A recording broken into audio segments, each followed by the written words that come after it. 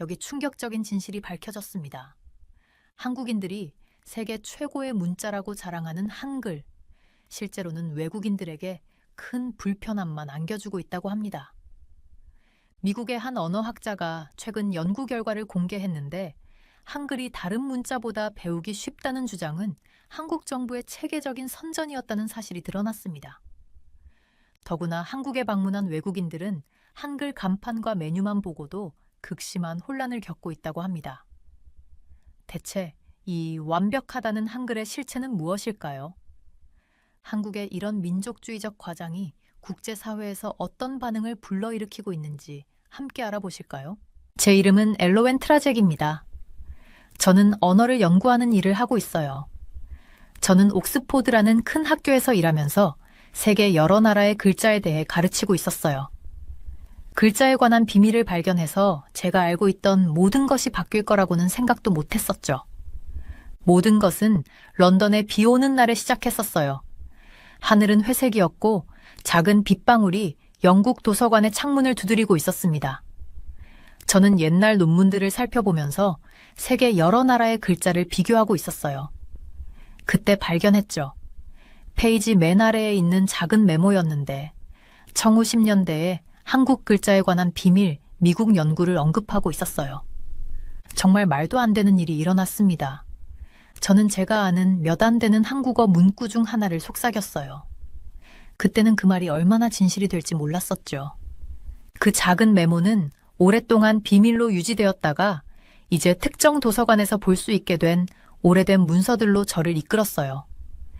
제가 찾은 것은 심장을 빠르게 뛰게 했습니다. 제2차 세계대전 후 미국 군대가 한국에서 큰 연구를 했었다는 거예요.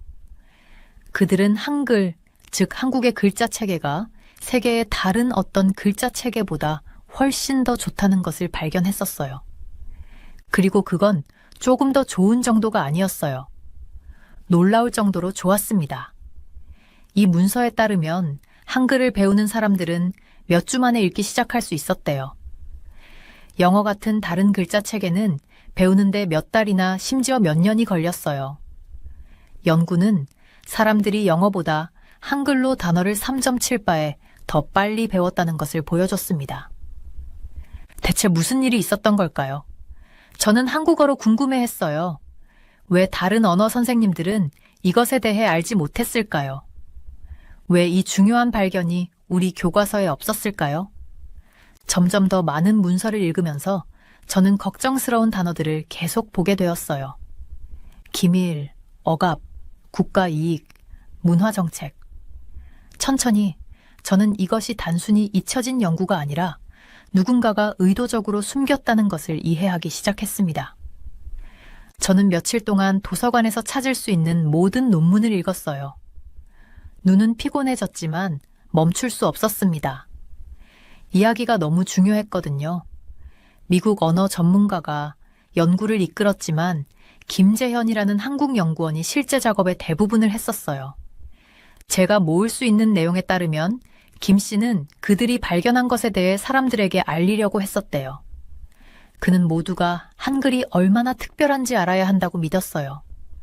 하지만 그 직후 그는 보안 위반으로 직업을 잃었고 그 후 그의 이름은 모든 기록에서 그냥 사라졌습니다. 저는 더 알아야 했어요. 미국, 한국, 일본의 다른 선생님들에게 이메일을 보냈습니다. 대부분의 사람들은 이 연구에 대해 아무것도 모른다고 답장을 보냈어요. 하지만 그때 이름이 없는 이상한 이메일을 받았어요. 그냥 이렇게 써 있었죠. 그들이 지켜보고 있어요. 이제 그만둬라. 이것은 저를 무섭게 했어야 했을 거예요. 아마도 저를 멈추게 했어야 했을지도 모르겠어요. 하지만 대신 저는 더 결심이 굳어졌습니다. 진실을 찾는 사람으로서 제가 발견한 것을 그냥 무시할 수 없었어요. 한글이 정말 이렇게 놀랍다면 왜 누군가가 70년 이상 동안 그것을 비밀로 유지했을까요? 제 검색은 마가렛 스펜서라는 노인으로 이어졌어요. 그녀는 거의 100살이었고 1917년 원래 프로젝트에서 일했었습니다. 그녀의 기억은 완벽하지 않았지만 주요 사실을 확인했어요. 연구는 한글이 믿을 수 없을 정도로 효율적이라는 것을 보여줬고, 이 발견은 영어를 세계에서 가장 중요한 언어로 만들려는 미국의 계획에 반하기 때문에 의도적으로 숨겨졌었대요. 한국 학생들은 몇 주 만에 읽는 법을 배웠어요. 그녀는 플로리다에 있는 그녀의 집에서 차를 마시며 저에게 말했습니다. 숫자는 거짓말을 하지 않아요.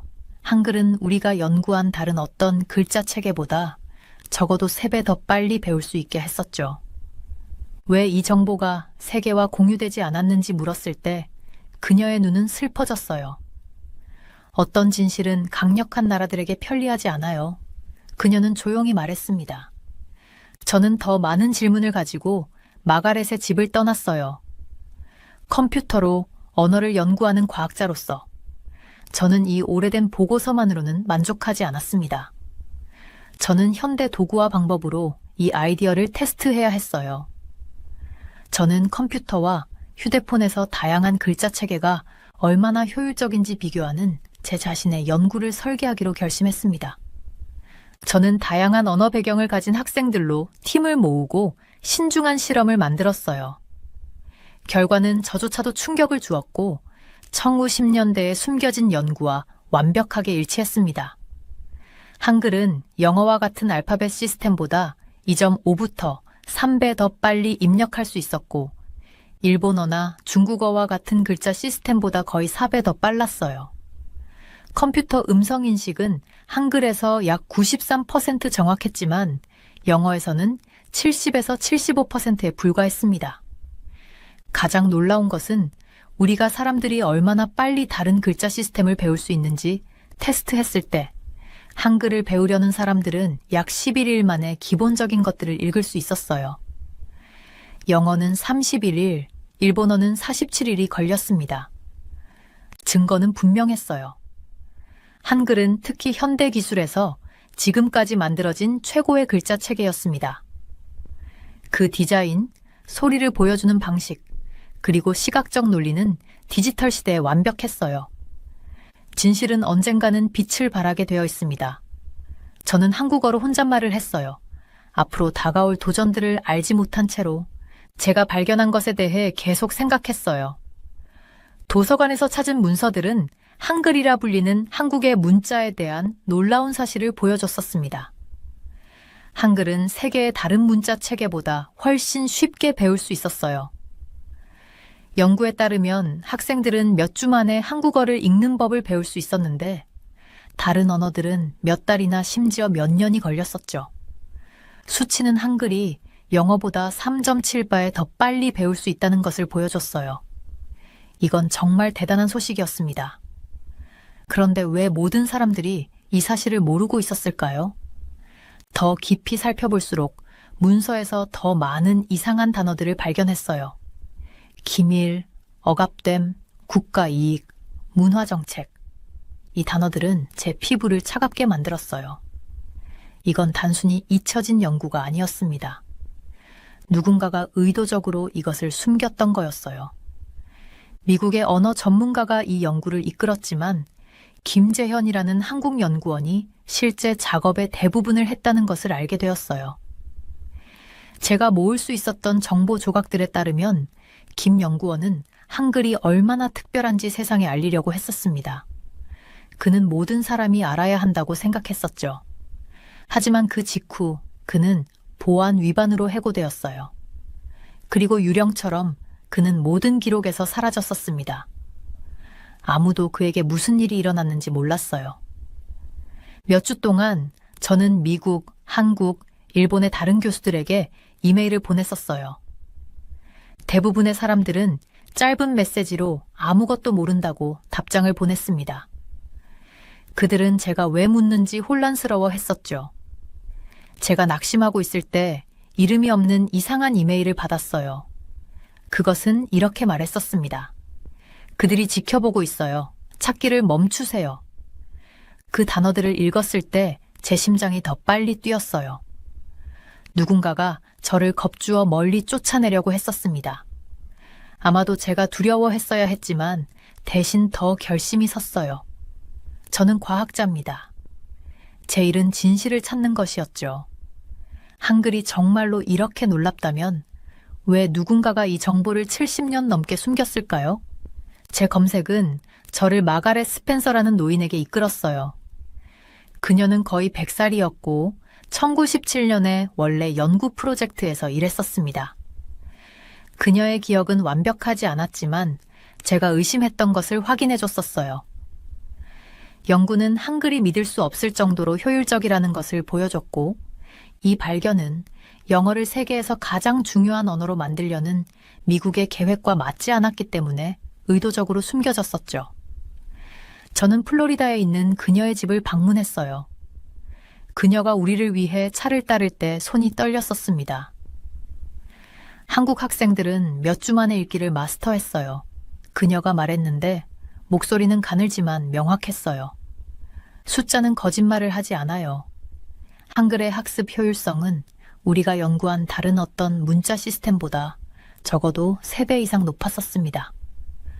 저는 큰 질문을 해야 했어요. 왜 아무도 이것에 대해 대중에게 알리지 않았나요? 마가렛은 차를 내려다보며 얼굴이 슬퍼졌었어요. 어떤 진실들은 강력한 국가들에게 불편해요. 그녀가 부드럽게 말했었습니다. 그녀의 말은 무거운 이불처럼 저를 덮었어요. 중요한 것을 알고 있으면서 그것을 공유할 수 없는 것이 어떤 느낌일지 상상해 보려고 했었죠. 얼마나 많은 사람들이 한글의 효율성에 대해 알았다면 혜택을 받았을까요? 얼마나 많은 읽기에 어려움을 겪는 학생들이 한글과 같은 시스템으로 더 쉽게 배울 수 있었을까요? 그날 밤 호텔 방에서 저는 잠을 잘 수 없었어요. 계속해서 김재현에 대해 생각했었습니다. 그는 어디로 갔을까요? 그가 진실을 말하려고 한 후에 무슨 일이 일어났을까요? 그에게 그가 어떻게 되었는지 궁금해하는 가족이 있었을까요? 그는 남은 생을 두려움 속에서 보냈을까요? 저는 오래된 문서와 기억보다 더 많은 것이 필요했어요. 컴퓨터를 사용하여 언어를 연구하는 전산 언어학자로서 저는 확실한 증거가 필요했었습니다. 한글이 정말로 옛 연구에서 주장한 것처럼 효율적인지 테스트하기 위해 제 자신의 연구를 설계하기로 했어요. 현대적인 방법과 기술을 사용하여 사람들이 얼마나 빨리 다른 문자 시스템을 배울 수 있는지, 얼마나 빨리 그것들을 입력할 수 있는지, 그리고 컴퓨터가 얼마나 잘 그것들을 인식할 수 있는지 측정할 것이었습니다. 다음 날 아침, 저는 대학에 전화해서 시간을 좀 달라고 요청했어요. 이 흔적을 따라가야 해요. 제 학과장에게 말했었죠. 중요한 것이 숨겨져 있었고 저는 그것을 밝혀내야 합니다. 저는 이 검색이 제 인생을 어떻게 바꿀지 그때는 몰랐어요. 제가 직면할 장애물이나 저를 막으려는 사람들에 대해 몰랐었죠. 하지만 플로리다 호텔방에 서서 해돋이가 하늘을 분홍색과 주황색 음영으로 칠하는 것을 보며 저는 제 자신과 김재현에게 그가 어디에 있든 약속했었습니다. 진실은 알려질 자격이 있어요. 저는 빈 방에 속삭였어요. 그리고 저는 그것이 확실히 알려지게 할 것입니다. 저는 오래된 문서와 이야기만으로는 증거로 충분하지 않다고 생각했어요. 컴퓨터로 언어를 연구하는 사람으로서 저는 오늘날의 도구와 방법을 사용해 직접 이 사실들을 확인해야 했습니다. 1914년대기에 숨겨진 연구에서 주장한 것처럼 한글이 정말로 그렇게 놀라운지 알고 싶었어요. 먼저 저는 다양한 언어 배경을 가진 제 학생들로 팀을 구성했었어요. 저희는 여러 문자 체계를 비교하기 위한 꼼꼼한 테스트를 설계했습니다. 사람들이 얼마나 빨리 타이핑할 수 있는지, 컴퓨터가 얼마나 잘 글자를 인식하는지, 그리고 새로운 학습자들이 얼마나 빨리 배울 수 있는지 살펴봤어요. 그 결과는 저도 놀랄 정도였습니다. 타이핑 속도를 측정했을 때 한글은 영어와 같은 알파벳 시스템보다 2배 반에서 3배 더 빨랐어요. 일본어 한자나 중국어 한자와 같이 많은 문자를 사용하는 시스템보다는 거의 4배나 더 빨랐습니다. 이 숫자들을 보세요. 저는 팀원들이 컴퓨터 화면 주위에 모였을 때 말했었어요. 데이터 차트에는 다른 것들보다 훨씬 높게 솟아있는 한글의 명확하고 높은 막대가 보였습니다. 이건 정확히 옛날 연구가 주장했던 내용이에요. 저희는 또한 음성인식 소프트웨어가 다른 언어를 얼마나 잘 이해할 수 있는지 테스트했었어요. 한글의 경우 컴퓨터는 약 93% 정도 정확했습니다. 영어는 70에서 75%만 정확했어요. 일본어는 65%로 더 낮았죠. 하지만 가장 놀라운 부분은 사람들이 이 다양한 문자 체계를 얼마나 빨리 읽을 수 있는지 테스트했을 때였습니다. 저희는 이전에 이런 문자 체계를 본 적이 없는 자원봉사자들을 찾았어요. 한글을 배우는 사람들은 평균적으로 단 11일 만에 기본 텍스트를 읽을 수 있었습니다. 라틴 알파벳 영어가 사용하는 것과 같은을 배우는 사람들은 31일이 걸렸어요. 일본어 가나를 배우려는 사람들은 47일이 필요했습니다. 제 학생 중 한 명인 메이가 어느 날 아침 제 사무실로 뛰어왔었어요. 트라젝 교수님, 저희 새 학습자 그룹이 방금 한글 테스트를 마쳤어요. 그들이 벌써 읽고 있어요. 일주일 반밖에 안 됐는데요. 저는 고개를 끄덕이며 제 의심이 확인됐음을 느꼈습니다. 옛날 연구가 계속해서 맞았던 거예요. 매일 밤 저는 저희의 증가하는 연구 파일에 더 많은 데이터를 추가했었어요. 증거는 무시할 수 없게 되고 있었습니다. 한글은 단지 조금 더 나은 것이 아니라 인간이 만든 다른 어떤 문자 체계보다도 현저하게 더 효율적이었어요. 저는 한글이 현대 기술과 얼마나 완벽하게 작동하는지 알아차리기 시작했습니다.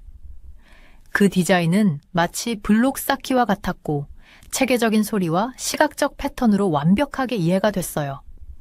마치 과거의 누군가가 오늘날의 디지털 세계를 위한 이상적인 문자 체계를 설계한 것 같았습니다. 때로는 밤늦게까지 제 책상에 앉아 데이터 행을 바라보며 이 모든 것이 무엇을 의미하는지 생각했었어요. 한글이 그렇게 효율적이라면 왜 세계는 그것을 받아들이지 않았을까요? 왜 그것이 모든 곳에서 연구되지 않았을까요? 진실은 언젠가는 빛을 발하게 되어 있습니다. 저는 한국어로 속삭였습니다. 저희 팀은 몇 달 동안 계속해서 테스트를 진행했었어요. 다양한 키보드, 여러 컴퓨터 프로그램, 그리고 모든 연령대의 사람들을 시도해봤습니다. 어떻게 측정하든 한글은 항상 최고였어요. 저는 저희가 보고서를 완성한 날을 기억합니다.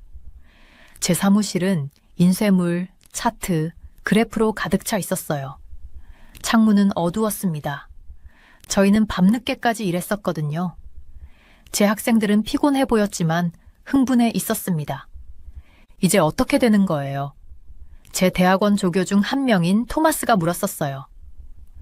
저는 저희의 발견을 모으며 이전에 이 진실을 발견했지만 침묵당했던 모든 연구자들에 대해 생각했습니다. 이제 세상에 알려야 해요. 저는 말했어요.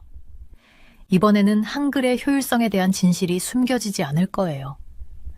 그때 저는 어떤 사람들이 이 정보를 비밀로 유지하기 위해 얼마나 열심히 싸울지 몰랐습니다. 저는 닫힌 문들, 위협들 또는 제가 직면할 두려움에 대해 몰랐어요. 저는 단지 저희가 중요한 것을 발견했다는 것만 알고 있었습니다. 이것은 우리가 글쓰기와 언어 학습에 대해 생각하는 방식을 바꿀 수 있는 무언가였어요. 그날 밤, 저는 모든 데이터를 조심스럽게 백업하고 전 세계에 믿을 수 있는 동료들에게 사본을 보냈었습니다. 만약 저희 연구에 무슨 일이 생기더라도 진실을 아는 다른 사람들이 있을 것이었어요. 제가 가로등 아래로 집에 걸어갈 때 저는 흥분되면서도 긴장됐습니다. 저희의 발견은 단지 페이지 위의 글자와 기회에 관한 것이 아니었어요. 그것은 권력, 누가 지식을 통제하는지, 그리고 왜 어떤 진실은 묻히고 다른 것들은 축하받는지에 관한 것이었습니다. 제가 아파트에 도착했을 때 빗방울이 부드럽게 떨어지기 시작했어요. 내일은 새로운 도전을 가져올 것이지만 오늘 밤은 저희가 수십 년 전에 다른 사람들이 발견했던 것을 증명했다는 만족감이 있었습니다. 한글은 정말로 지금까지 만들어진 가장 효율적인 문자 체계였어요. 저는 한글에 관해 저희가 발견한 것을 공유하고 싶어 너무 설렜어요. 저희 연구는 한글이 세계에서 가장 좋은 문자체계라는 것을 보여줬었습니다. 하지만 제가 연구 결과를 발표하려고 했을 때 이상한 일들이 일어나기 시작했어요. 먼저 세 개의 다른 학술 저널이 제 논문을 거절했어요. 그들은 왜 거절했는지조차 말해주지 않았습니다. 이건 매우 특이한 일이었어요. 보통 좋은 증거가 있는 연구는 환영받거든요. 그 다음 직장 동료들이 다르게 행동하기 시작했어요. 전에는 저를 도와주던 사람들이 갑자기 대화할 시간이 없다고 했었습니다. 대학의 제 상사는 우려되는 논의를 위해 저를 사무실로 불렀어요. 그는 제 연구에 대해 걱정하는 표정이었지만 정확히 왜 그런지는 말하지 않았어요. 그때부터 더 무서운 일들이 시작됐어요. 어느 날 아침 사무실에 도착했더니 문이 살짝 열려 있었어요. 누군가가 밤중에 침입했던 거예요. 저는 모든 것을 주의 깊게 확인했지만 없어진 것은 없는 것 같았습니다. 그들은 훔칠 것을 찾고 있던 게 아니었어요. 저에게 메시지를 보내고 있었던 거였죠. 며칠 후 제 이메일 계정에 접속할 수 없었어요. 누군가가 해킹했었습니다. 그리고 한밤중에 전화가 오기 시작했어요. 그 목소리는 항상 한국어로 말했어요. 이제 그만둬라. 그만 멈추라는 뜻이었죠. 저는 잠을 잘 자지 못했어요. 어디를 가든 뒤를 돌아보기 시작했었습니다. 누군가 저를 따라오고 있었을까요? 저는 70년 전 김재현에게 무슨 일이 있었을지 생각했어요. 그도 한글에 관한 같은 것을 발견하고 사람들에게 알리려 했었습니다. 그리고 그는 사라졌어요. 저는 침묵하지 않을 거예요. 매일 아침 거울을 보며 스스로에게 말했어요. 진실은 중요하니까요. 무서운 일들이 계속 일어났지만 저는 서울에서 열리는 언어 전문가들의 큰 모임에서 저희 연구를 발표하기로 결정했어요. 무대에 서서 데이터를 보여주는 동안 제 심장이 쿵쾅거리는 걸 느꼈었습니다. 누군가 저를 믿어줄까요? 더 많은 위협이 있을까요? 제가 발표를 마쳤을 때 방은 완전히 조용했어요. 그리고 모두가 동시에 말하기 시작했었죠. 한국의 언어 전문가들은 놀라지 않았어요. 그들은 항상 한글이 특별하다는 것을 알고 있었거든요. 하지만 그들은 한글이 다른 문자 체계보다 더 좋다는 것을 증명할 숫자를 가지고 있지 않았었습니다. 일본과 중국의 전문가들은 처음에는 불만족스러워 했어요. 몇몇은 화가 난 것처럼 보이기도 했었죠. 하지만 저희 연구는 너무 철저하고 명확해서 그들이 단순히 틀렸다고 말할 수는 없었어요. 제 발표 후 지팡이를 사용하는 매우 노인 일본인이 천천히 저에게 다가왔어요. 그의 이름은 하세가와 신지였고 그는 오래전에 도쿄 대학의 교수였었습니다. 당신에게 뭔가 말해야 할 것이 있어요. 그는 누구도 들을 수 없게 주변을 살피며 속삭였어요. 1980년대에 일본 정부도 한글에 대한 비밀 연구를 했었죠. 우리는 당신이 발견한 것과 정확히 같은 것을 발견했어요. 한글은 지금까지 만들어진 가장 효율적인 문자 체계예요. 저는 제가 듣고 있는 것을 믿을 수 없었어요. 당신도 알고 계셨나요? 이 모든 시간 동안 그는 슬프게 고개를 끄덕였어요. 우리 정부는 비밀로 하라고 했어요. 한국이 일본보다 더 좋은 문자 체계를 가지고 있다면 일본의 이미지에 좋지 않았거든요. 제 친구 사쿠라이 코이치는 진실을 발표하고 싶어 했었습니다. 그의 경력은 망가졌죠. 저는 오싹한 느낌이 들었어요. 이것이 단지 1910년대의 오래된 미국 비밀이 아니라는 증거였어요. 다른 나라도 같은 진실을 발견하고 숨겼던 겁니다. 그날 밤 호텔 방에서 저는 얼마나 이상한 일인지 생각했어요. 두 강대국 미국과 일본이 모두 한글이 특별하다는 것을 발견했었습니다. 그리고 둘 다 이 지식을 세계로부터 숨기기로 결정했었죠. 하지만 왜 그랬을까요? 저는 이것이 단지 글쓰기에 관한 것이 아니라는 것을 깨달았어요. 이건 자존심과 권력에 관한 것이었습니다. 국가들은 자신의 언어와 글이 중요하기를 원해요. 특히 영어권 국가들은 모두가 영어를 사용하기를 원하죠. 만약 사람들이 한국과 같은 작은 나라가 지금까지 만들어진 최고의 문자 체계를 가지고 있다는 것을 알게 된다면 그것은 사람들이 언어에 대해 생각하는 방식을 바꿀 거예요. 저는 그때 무슨 일이 일어나든 한글에 대한 진실을 계속 말하겠다고 결심했어요. 더 많은 침입, 더 많은 위협 또는 더 나쁜 일이 있더라도요. 세계는 알 자격이 있어요. 저는 서울의 스카이라인을 바라보며 스스로에게 말했어요. 그곳에서는 수백만 명의 사람들이 이 놀라운 문자 체계가 얼마나 특별한지 모른 채 매일 사용하고 있었거든요. 다음 날 아침, 저는 한글의 디자인을 연구해 온 한국 연구자들을 만났어요. 그들은 글자가 소리를 낼 때 입의 모양과 일치하도록 어떻게 만들어졌는지 아름다운 도표를 보여줬었습니다. 다른 어떤 문자 체계도 이렇게 하지 않았어요. 그들은 세종대왕이 1443년에 어떻게 한글을 특별히 교육받지 못한 가난한 사람들도 쉽게 배울 수 있도록 만들었는지 설명해 주었어요. 그는 당신을 자랑스러워할 거예요. 한 노인 한국 교수가 눈물을 흘리며 말했어요. 당신은 그가 시작한 일을 마무리하고 있어요. 이 선물을 세상에 전하는 일이죠. 다음 며칠 동안 더 많은 사람들이 이야기를 들고 나왔어요. 몇몇은 수년 전에 한글의 효율성을 알아차렸지만 연구를 계속하지 말라는 말을 들었던 사람들이었습니다. 다른 이들은 한국 아이들이 다른 나라 아이들보다 얼마나 더 빨리 읽는 법을 배우는지 보여주는 데이터를 가지고 있었어요. 조각씩 전체 그림이 드러나고 있었어요.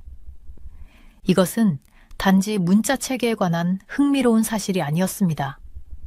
이건 강대국들이 사람들이 믿기를 원하는 것과 일치하지 않을 때 어떻게 정보를 통제하는지에 관한 것이었어요.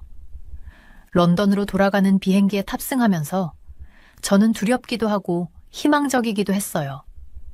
앞으로의 길이 어려울 것이라는 걸 알았어요. 저를 막으려는 더 많은 사람들, 더 많은 위협, 더 많은 장애물이 있을 거였습니다. 하지만 저는 이제 혼자가 아니라는 것도 알았어요. 너무 많은 사람들이 이제 증거를 봤어요. 한글에 대한 진실은 마침내 퍼지기 시작했어요. 더 이상 꺼질 수 없는 작은 불꽃처럼요. 객관적 사실은 결국 인정받게 되어 있다. 저는 제가 배운 한국어 문구를 연습하며 스스로에게 말했어요. 객관적 사실은 결국 인정받게 되어 있다는 뜻이었죠. 무슨 일이 일어나든 저는 준비되어 있었어요. 왜냐하면 진실은 세대를 거쳐 숨겨져 있다 하더라도 결국 빛을 보게 되어 있으니까요. 오늘은 제가 영국 도서관에서 그 숨겨진 문서들을 처음 발견한 지 3년이 됐어요. 한글의 진실이 인정받기 위해 싸웠던 3년이었습니다. 여정이 쉽지는 않았지만 마침내 세계가 제가 발견한 것을 이해하기 시작했어요. 저는 옥스퍼드 제 사무실에 앉아 모아둔 뉴스 스크랩들이 걸린 벽을 바라봤어요. 각각은 한국 문자 체계의 진실을 공유하기 위한 우리의 싸움에서 얻은 작은 승리를 나타냈습니다. 아침 햇살이 창문을 통해 들어와 공기 중에 떠다니는 먼지 입자들을 비췄어요. 때로는 제 자신이 그 먼지 입자들 같다고 느꼈었어요. 작지만 끈질기고 빛이 딱 맞게 비칠 때만 보이는 그런 존재요. 지난달 우리 연구팀은 마침내 언어학 연구 저널에 완전한 연구 결과를 발표했어요. 인쇄된 저널을 손에 들었던 그 순간이 아직도 생생합니다. 표지에는 디지털 회로처럼 배열된 아름다운 한글 문자들이 있었어요. 그것을 펼쳤을 때 제 손이 떨렸습니다. 몇 년간의 거절과 위협 끝에 우리 작업이 인쇄물로 나온 것을 보니 꿈만 같았어요. 트라젝 교수님, 방문객이 오셨어요. 제 조교가 인터컴으로 불렀어요. 저는 책상에서 고개를 들었습니다. 오늘은 누구도 만날 예정이 없었거든요. 문이 열리고 저는 한국어학연구원 박민서 원장님을 보고 놀랐어요. 그녀는 이 만남을 위해 서울에서 비행기를 타고 오셨던 겁니다. 그녀의 존재는 의미가 컸어요. 한국 학계의 공식 인정을 대표했으니까요. 트라젝 박사님, 그녀가 살짝 고개를 숙이며 말했어요. 당신의 연구가 제 나라에서 꽤 큰 반향을 일으켰습니다. 우리는 옥스퍼드 안뜰이 내려다 보이는 창가에 앉았어요.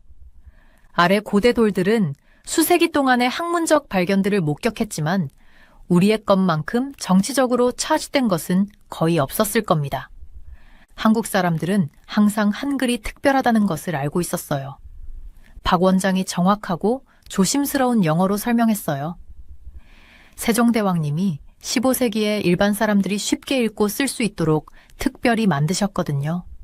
하지만 현대적 맥락에서 그 효율성을 증명할 비교 데이터는 없었습니다. 저는 차를 따라 2잔에 담았고 컵에서 올라오는 김을 지켜봤어요. 우리가 마주한 저항은 데이터에 관한 것이 아니었어요. 제가 말했습니다. 그것은 데이터가 의미하는 것에 관한 거였죠. 박 원장이 고개를 끄덕였어요. 권력이죠. 문화적 영향력, 세계적 대화에서 특정 언어들의 지배력이요. 우리 연구의 영향은 학문적 관심을 훨씬 넘어섰어요. 널리 받아들여진다면 우리의 발견은 수세기 동안 존재해 온 세계 언어 질서에 도전하게 됩니다. 15세기 한국에서 만들어진 문자 체계가 디지털 시대의 다른 모든 것들보다 뛰어나다는 생각은 혁명적이었어요. 박 원장이 떠난 후 저는 캠퍼스를 걸으며 지식이 어떻게 퍼지는지 혹은 퍼지지 않는지에 대해 생각했어요. 나무들이 색을 바꾸고 있었고 주황색과 빨간색 잎들이 부드럽게 땅으로 떨어지고 있었습니다. 그 잎들처럼 정보도 자연적인 패턴을 따르죠. 가두려고 노력할 수는 있지만 결국엔 필요한 곳을 찾아가게 돼 있어요. 그날 저녁 제 심장을 뛰게 하는 이메일을 받았어요. 1940년대에 원래의 연구 결과를 발표하려다 사라진 한국연구원 김재현에 대한 정보를 가지고 있다는 기자로부터 온 것이었습니다. 저는 그의 흔적을 찾기 위해 수많은 시간을 보냈지만 성공하지 못했었어요. 그의 손자를 찾았습니다. 이메일에 적혀 있었어요. 그는 할아버지의 개인 일기를 가지고 있어요. 2주 후 저는 한국 부산의 작은 아파트에 앉아 있었어요. 벽은 책장으로 가득했고 열린 창문으로 부드러운 바람이 들어와 근처 바다의 냄새를 실어왔습니다. 제 맞은편에는 김지훈이라는 노인이 앉아 낡은 가죽 노트북을 들고 있었어요. 제 할아버지는 여기에 모든 것을 적으셨어요.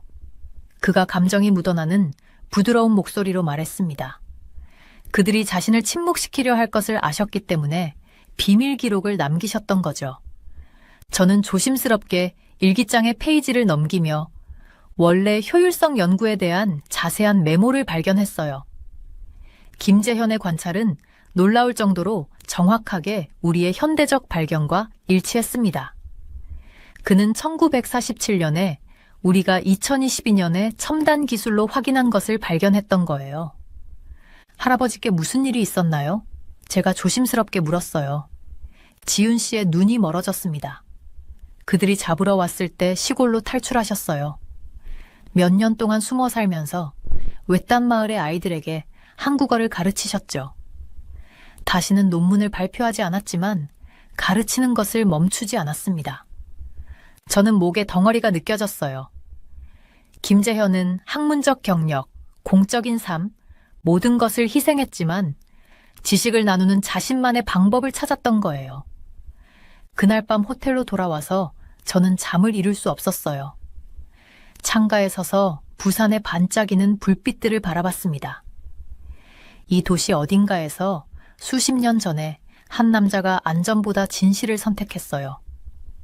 그의 용기는 우리 작업의 다음 단계를 진행하게 하는 영감이 되었습니다.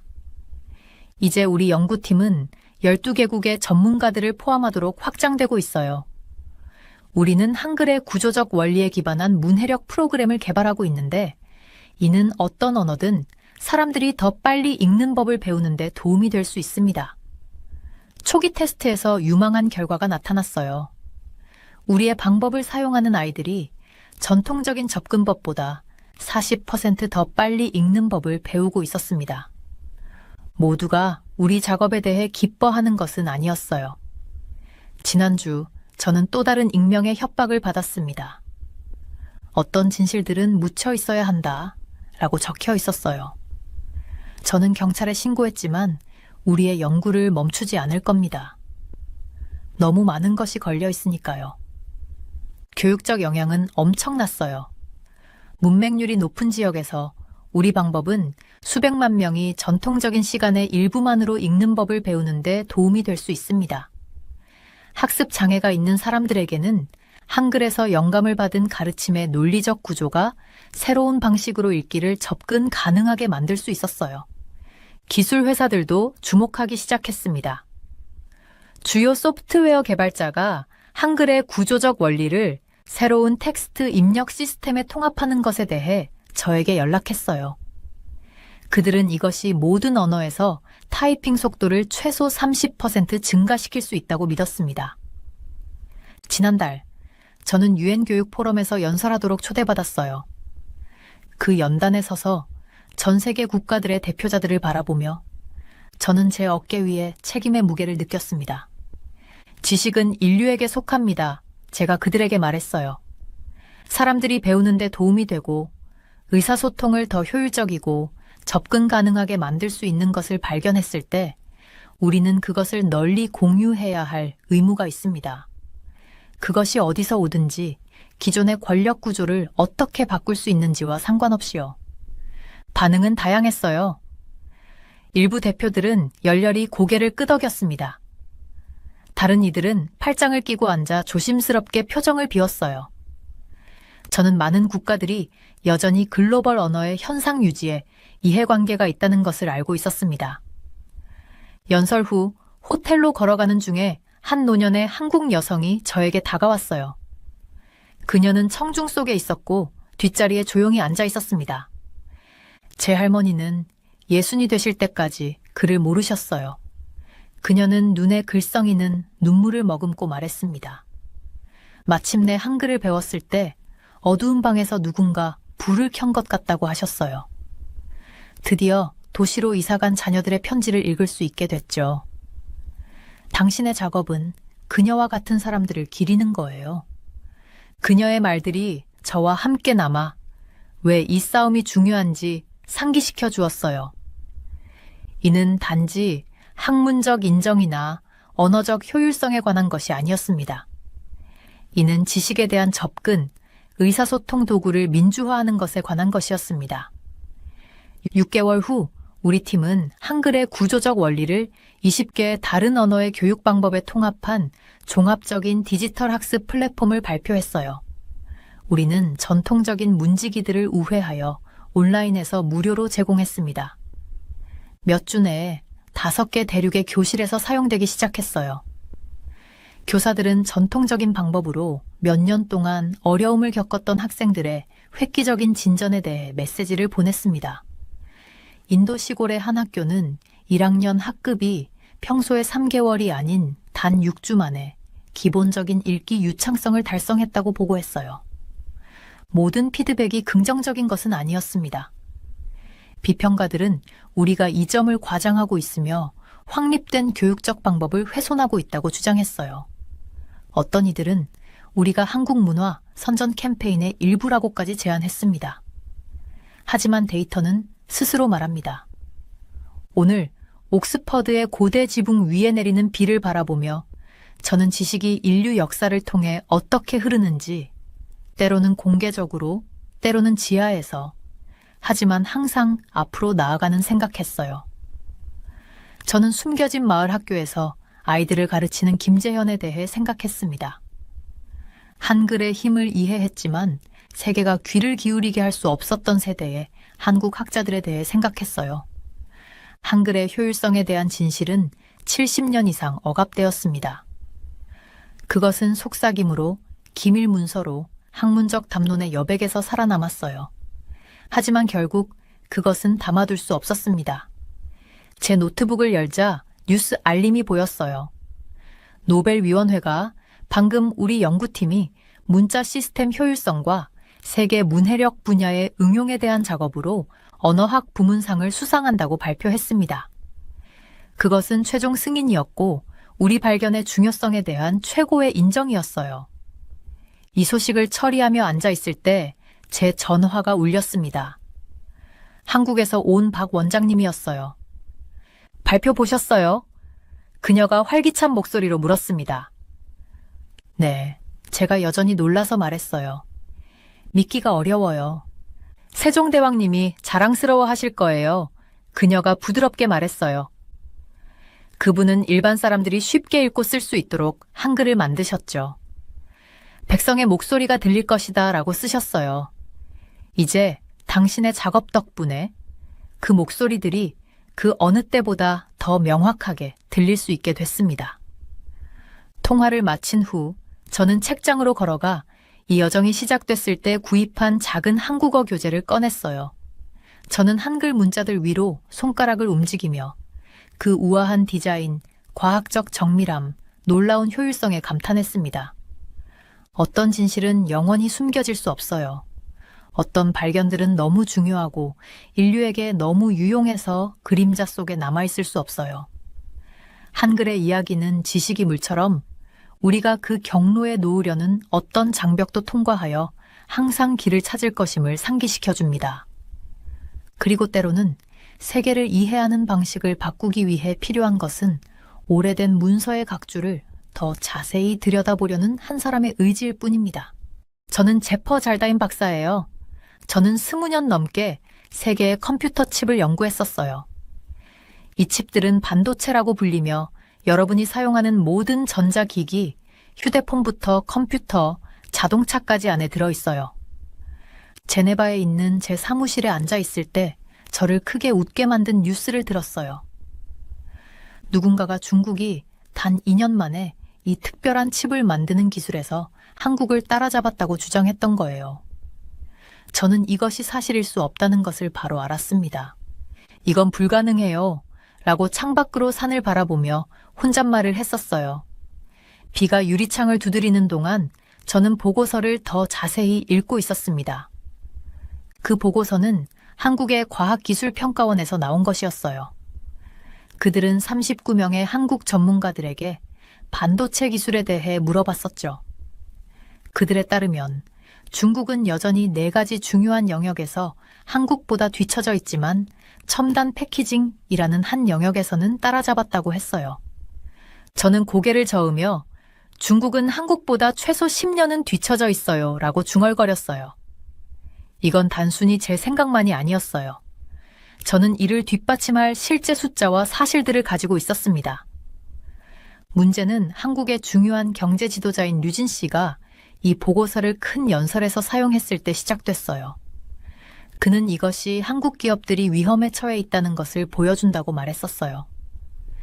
그는 한국의 인공지능 투자가 중국 투자의 178에 불과하다고 경고했습니다.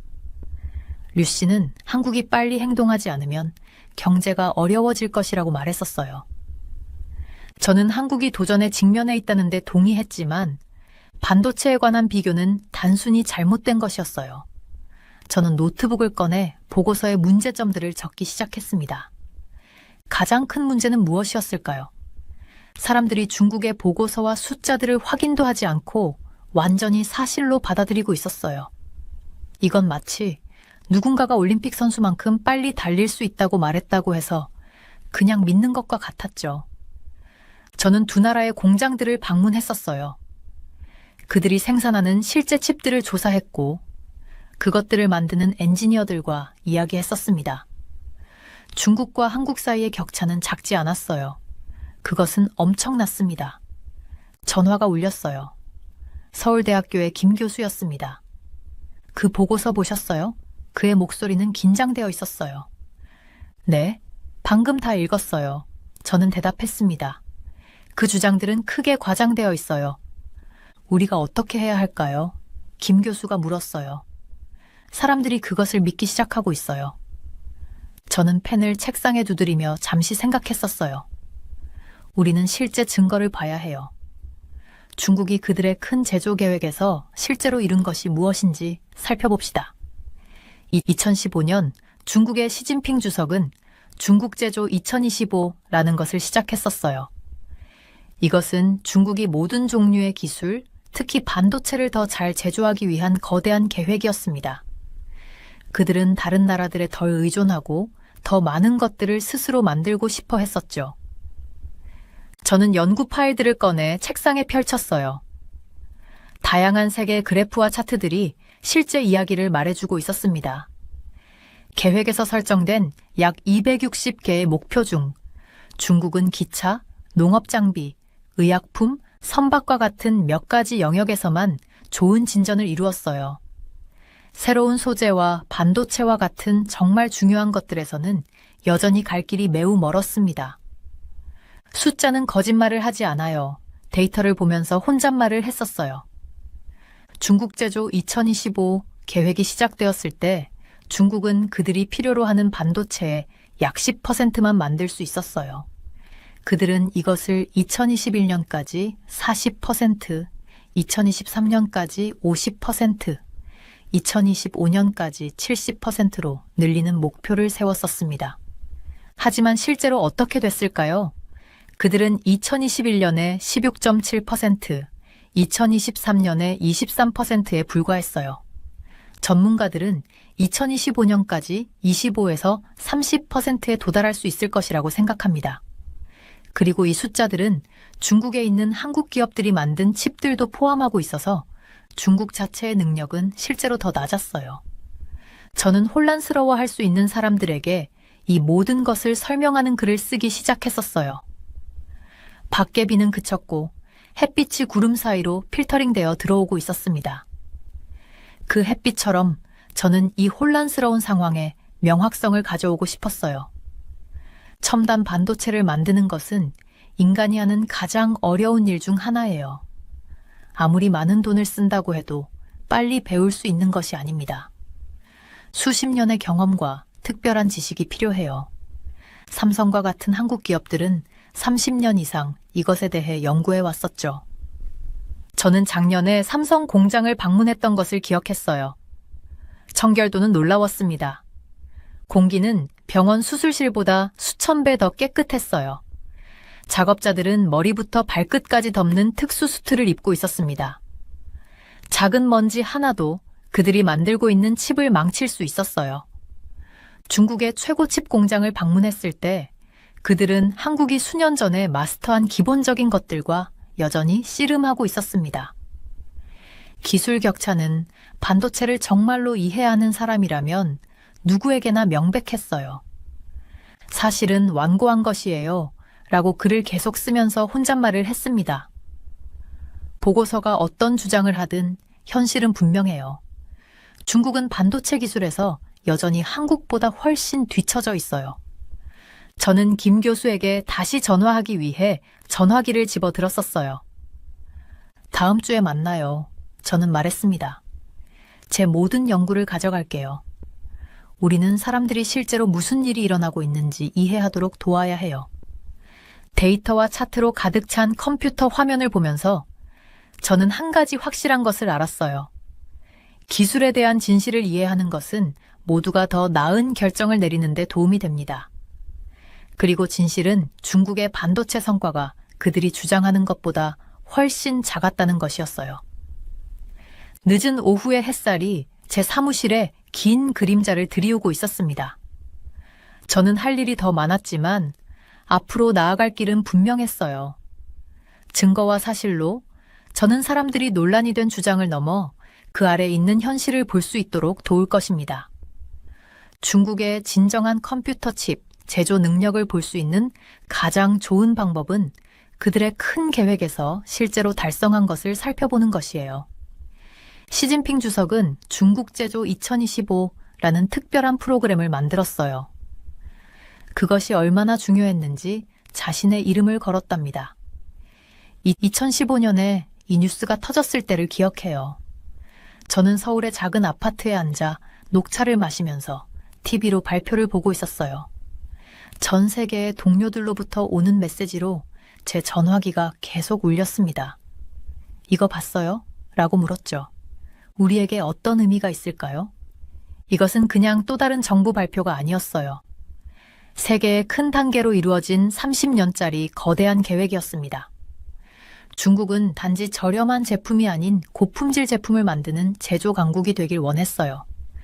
모든 공장에서 컴퓨터와 디지털 기술을 사용하길 원했고 중요한 부품과 기술에 대해 다른 나라에 의존하는 것을 중단하길 원했어요. 그리고 공장이 더 깨끗하고 환경에 더 좋기를 원했죠. 이 모든 꿈의 중심에는 컴퓨터 칩 산업이 있었어요. 컴퓨터 칩은 휴대폰, 컴퓨터, 자동차, 그리고 거의 모든 전자제품 안에서 두뇌 역할을 하는 작은 실리콘 조각이에요. 이것 없이는 현대 생활이 작동을 멈춰요. 저는 중국 전역을 여행하면서 도처에 생겨나는 새로운 공장과 연구센터를 방문했었어요. 선전에서는 수술실보다 깨끗한 방에서 흰색 청정복을 입은 작업자들이 조용히 움직이는 빛나는 새 시설을 둘러봤습니다. 상하이에서는 몇 년 안에 한국과 미국을 따라잡을 것이라고 자신감 있게 말하는 젊은 엔지니어들을 만났었죠. 하지만 실제 결과는 어땠을까요? 그들이 설정한 약 260개의 목표 중에서 중국은 철도 기술, 농업 장비, 의약품 제조, 선박 및 해양 프로젝트 엔지니어링이라는 4가지 영역에서만 좋은 진전을 이루었어요. 새로운 소재나 컴퓨터 칩과 같은 가장 중요한 분야에서는 아직도 갈 길이 멀어요. 왜 중국 제조 2025가 원하는 것에 크게 미치지 못했을까요? 코비드-19 질병이 첫 번째 큰 문제였어요. 일시적으로 모든 중국 공장을 멈추게 했고 연구 자금이 줄어드는 경제 문제를 일으켰습니다. 일부 전문가들은 중국이 목표의 약 35%만 달성했다고 생각해요. 이는 그들이 지금까지 달성하려고 계획했던 50%보다 훨씬 낮은 수준이었죠. 그들의 어려움을 가장 명확하게 보여주는 신호는 스스로 얼마나 많은 칩을 만들 수 있는지예요. 중국 제조 2025가 시작되었을 때 중국은 필요한 칩의 약 10%만 만들 수 있었어요. 이 숫자에는 삼성과 SK하이닉스와 같은 한국 기업이 중국에 지은 공장도 포함되어 있었습니다. 중국 정부는 이를 2021년까지 40%, 2023년까지 50%, 2025년까지 70%로 늘리고 싶어 했어요. 실제로는 어떻게 됐나요? 2021년에는 겨우 16.7%, 2023년에는 23%에 도달했습니다. 전문가들은 2025년까지 25에서 30%에 도달할 수 있다고 생각해요. 그리고 기억하세요. 이 숫자들은 중국에 있는 한국 기업이 만든 칩도 포함하기 때문에 중국 자체의 능력은 더 낮아요. 저는 2022년 말 우한의 컴퓨터 칩 공장을 방문했었어요. 리 매니저는 자부심과 함께 좌절감도 느끼며 저를 안내했죠. 우리는 수십억을 투자했어요. 라고 그는 절반만 가동되고 있는 생산 라인을 보면서 말했습니다. 하지만 우리는 여전히 미국, 일본, 네덜란드의 장비 없이는 가장 첨단 칩을 만들 수 없어요. 그날 저녁 제 노트북에 이렇게 적었어요. 야망과 성취 사이의 간극이 놀랍습니다.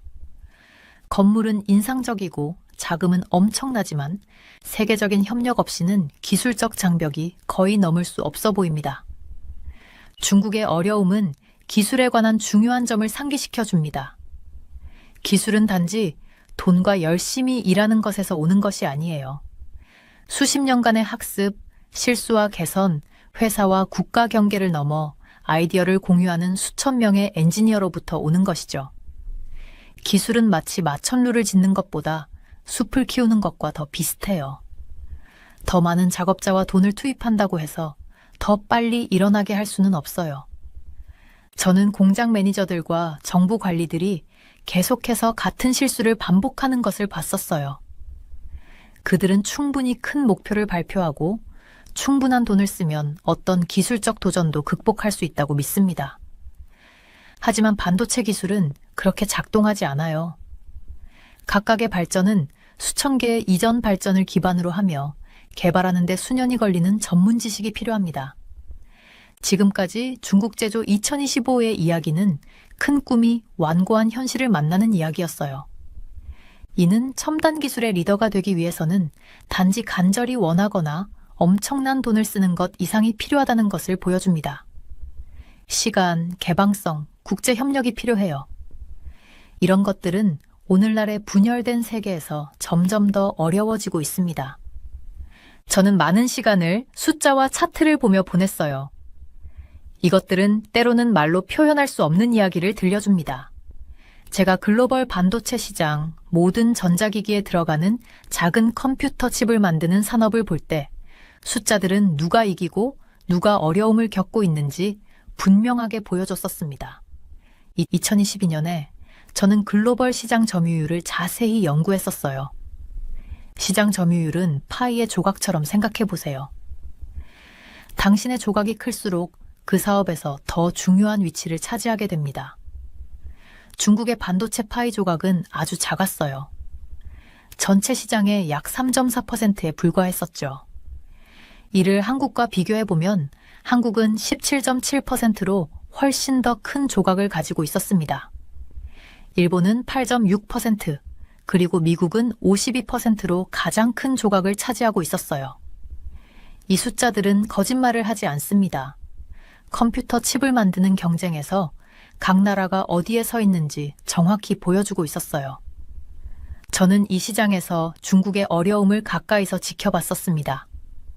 지난 5년 동안 저는 제 컨설팅 일의 일환으로 아시아 전역의 제조 공장을 방문했었어요. 중국 기업들은 오래되고 단순한 칩을 다른 나라에 판매하기 위해 열심히 노력해왔지만 그들은 넘을 수 없는 큰 벽에 계속 부딪히고 있었습니다. 그 벽은 규칙과 제한으로 만들어져 있었어요. 2022년부터 미국 정부는 기업들이 중국에 가장 발전된 칩 제조 기계를 보내는 것을 금지했었죠. 이것은 마치 누군가가 세계 최고의 케이크를 만들고 싶지만 오븐을 살 수 없는 것과 같아요. 그들은 오븐 없이 만드는 쿠키만 만들 수밖에 없었습니다. 중국이 살 수 없는 가장 중요한 기계는 극자외선 리소그래피 장비, 줄여서 EUV라고 불려요. 이 놀라운 기계들은 특별한 빛을 사용해 실리콘 웨이퍼에 믿을 수 없을 정도로 작은 패턴을 인쇄해 첨단 칩을 만듭니다. 이 기계 없이 중국 공장들은 심자외선, DUV 공정이라는 오래된 기술을 사용할 수밖에 없었어요. 한편 한국과 대만의 기업들은 더 새롭고 더 좋은 EUV 기술로 앞서 나가고 있었습니다. 하지만 중국의 문제는 단지 몇 대의 기계가 없는 것보다 더 깊었어요. 그 나라는 우리가 반도체 핵심 기술이라고 부르는 것이 부족했었죠. 이것은 첨단 칩을 설계하고 만드는 데 필요한 기본 지식과 경험입니다.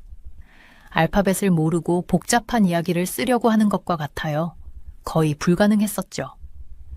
지난해 상하이의 새로운 반도체 공장을 방문했을 때가 기억나요. 건물은 인상적이었어요. 빛나고 현대적이었죠. 근로자들은 열정적이고 열심히 일했어요. 하지만 장비와 공정을 살펴봤을 때 저는 그것들이 다른 출처에서 가져온 것으로 마치 다른 상자에서 나온 부품으로 만든 퍼즐 같았다는 것을 알 수 있었습니다. 공장 매니저는 자랑스럽게 최신 칩 디자인을 보여줬지만 그것은 제가 한 달 전에 한국 시설에서 본 것보다 적어도 2세대는 뒤처져 있었어요. 첨단 칩을 만드는 것은 어떤 나라도 혼자서 할 수 있는 일이 아닙니다. 이것은 전 세계에 퍼져 있는 협력의 망을 필요로 했었어요. 기업들은 지식을 공유하고 특별한 재료를 서로 공급하고 기술적 전문 지식을 교환해야 합니다. 중국 반도체 기업들은 항상 미국, 일본, 한국과 같은 나라들의 도움에 의존해 왔었어요. 이러한 글로벌 팀워크 없이는 중국의 반도체 생태계는 그저 자립할 수 없었습니다. 저는 이것을 조언을 구한 여러 나라의 정부 관계자들에게 설명했었어요. 반도체 개발은 도로나 다리를 건설하는 것과 같지 않습니다. 라고 그들에게 말했어요. 그냥 명령하고 돈을 던져서 되는 일이 아니에요.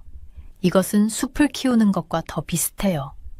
시간, 적절한 조건, 그리고 전체 생태계가 필요합니다. 지난 여름 저는 베이징에서 열린 기술 컨퍼런스에 참석했는데 그곳에서 중국 반도체 임원이 최신 성과에 대한 발표를 했었습니다. 슬라이드는 인상적인 성장 숫자와 기술 사양을 보여줬어요. 청중은 열광적으로 박수를 쳤었죠. 하지만 질의응답 시간에 특정 제조 수율과 기술적 세부 사항에 대한 질문을 받았을 때 답변은 모호해졌었습니다. 수십 년 동안 이 분야를 연구해온 사람으로서 저는 주장과 현실 사이의 차이를 알아차렸어요. 사실 중국의 반도체 기업들은 여전히 외국 기술에 크게 의존하고 있었습니다. 제가 제조시설을 둘러볼 때 저는 일본의 기계, 미국의 재료, 유럽의 설계 소프트웨어, 그리고 한국과 대만에서 개발된 기술적 공정을 볼 수 있었어요. 이러한 의존성은 아무리 많은 돈을 투자해도 빠르게 극복할 수 있는 것이 아니었죠. 저는 이것을 학생들에게 설명할 때 종종 간단한 비유를 사용합니다. 음식을 맛볼 수 없는 상태에서 마스터 셰프가 되려고 하는 것을 상상해 보세요. 당신은 정확히 레시피를 따르고 최고의 재료를 사용할 수 있지만 맛을 보고 조절하는 중요한 능력 없이는 당신의 요리는 결코 최고 수준에 도달할 수 없을 거예요. 중국의 반도체 산업은 비슷한 근본적인 제한에 직면해 있었습니다. 수십 년에 걸쳐 개발되는 핵심 기술과 전문 지식 형태의 중요한 미각이 부족했었죠. 숫자는 거짓말을 하지 않습니다. 정부 발표는 빠른 진전을 시사할 수 있지만 실제 시장 점유율, 생산 능력, 기술적 진보는 다른 이야기를 들려주고 있었어요. 중국은 여전히 선도적인 반도체 국가들보다 한참 뒤처져 있고 따라잡는 길은 많은 사람들이 인식하는 것보다 더 길고 복잡했었습니다. 이것은 단지 제 의견이 아니라 데이터가 보여주는 것이고 업계 내부자들이 사적인 대화에서 인정하는 것이며 헤드라인을 넘어 실제 작업이 이루어지는 공장 바닥을 볼 때 분명해지는 것이었어요. 중국의 컴퓨터 칩 제조 방식을 연구하면서 저는 투자의 역설이라고 부르는 이상한 현상을 발견했어요. 이것은 한 나라가 엄청난 돈을 쓰지만 일하는 방식 때문에 좋은 결과를 얻지 못하는 상황이랍니다. 작년에 저는 책상에 앉아 컴퓨터 화면의 숫자들을 보며 믿기지 않아 고개를 저었었어요. 2019년에 중국은 미국의 칩 제조 도구 수입 제한에 맞서기 위해 약 36조 원 320억 달러를 따로 마련했었습니다. 그리고 작년에는 65조 원 590억 달러를 더 투자했어요. 이건 대부분의 사람들이 상상조차 할 수 없는 어마어마한 돈이었죠. 이 모든 돈을 문제에 쏟아붓는 것이 실제로 효과가 있을까요? 저는 메모장에 펜을 두드리며 궁금해했었어요. 이전에 일어났던 일들을 살펴보니 그럴 것 같지 않았습니다. 태블릿으로 월스트리트 저널 기사를 찾아봤어요.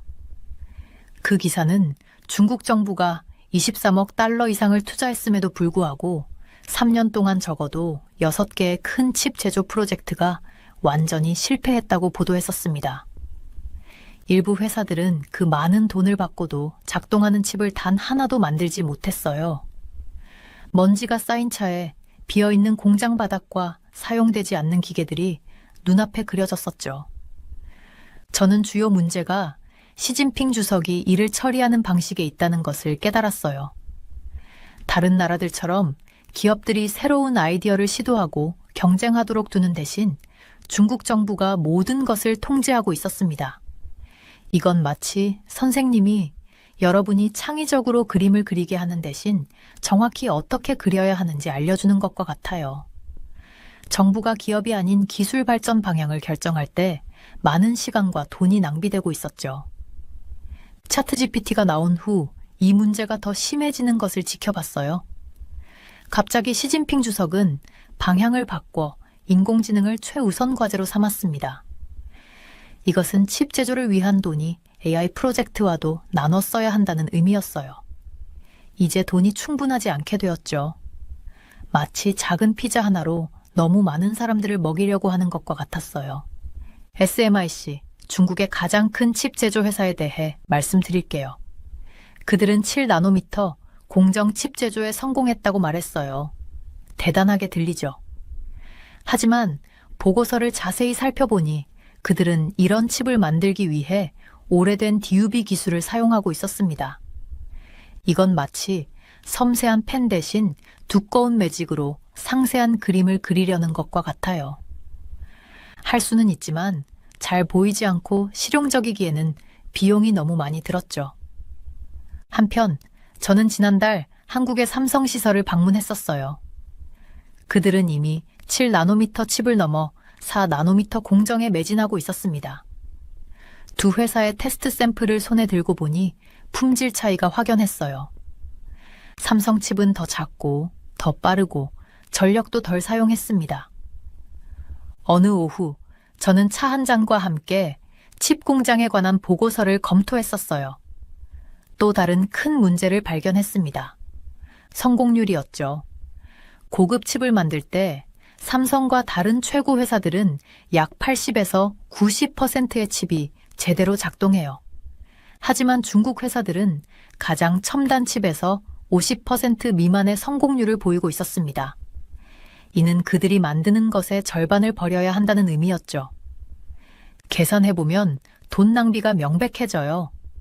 좋은 제품을 절반만 만드는 공장에 10억 달러를 쓴다면 기본적으로 5천만 달러를 버리는 셈이죠.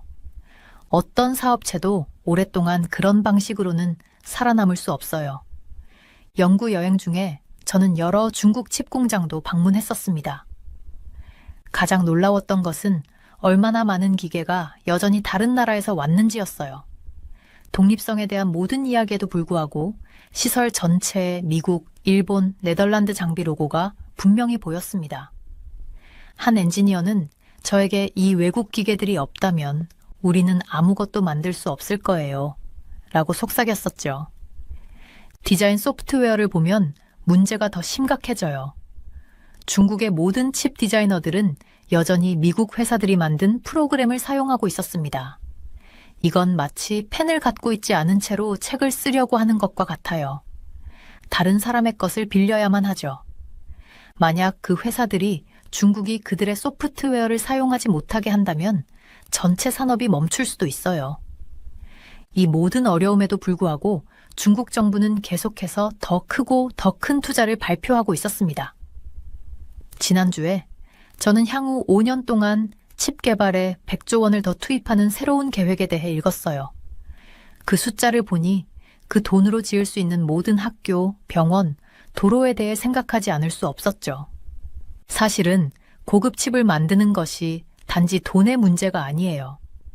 회사들이 새로운 것을 시도하고 실수를 하고 서로에게서 배우고 자연스럽게 성장할 수 있는 올바른 환경을 갖는 것이 중요합니다. 이건 정원을 가꾸는 것과 같아요. 단지 물만 필요한 게 아니라 적절한 흙, 햇빛, 그리고 시간이 필요하죠. 매일 밤 연구 논문을 정리하면서 저는 종종 중국 지도자들이 이 근본적인 진실을 이해하고 있는지 궁금해 했었어요.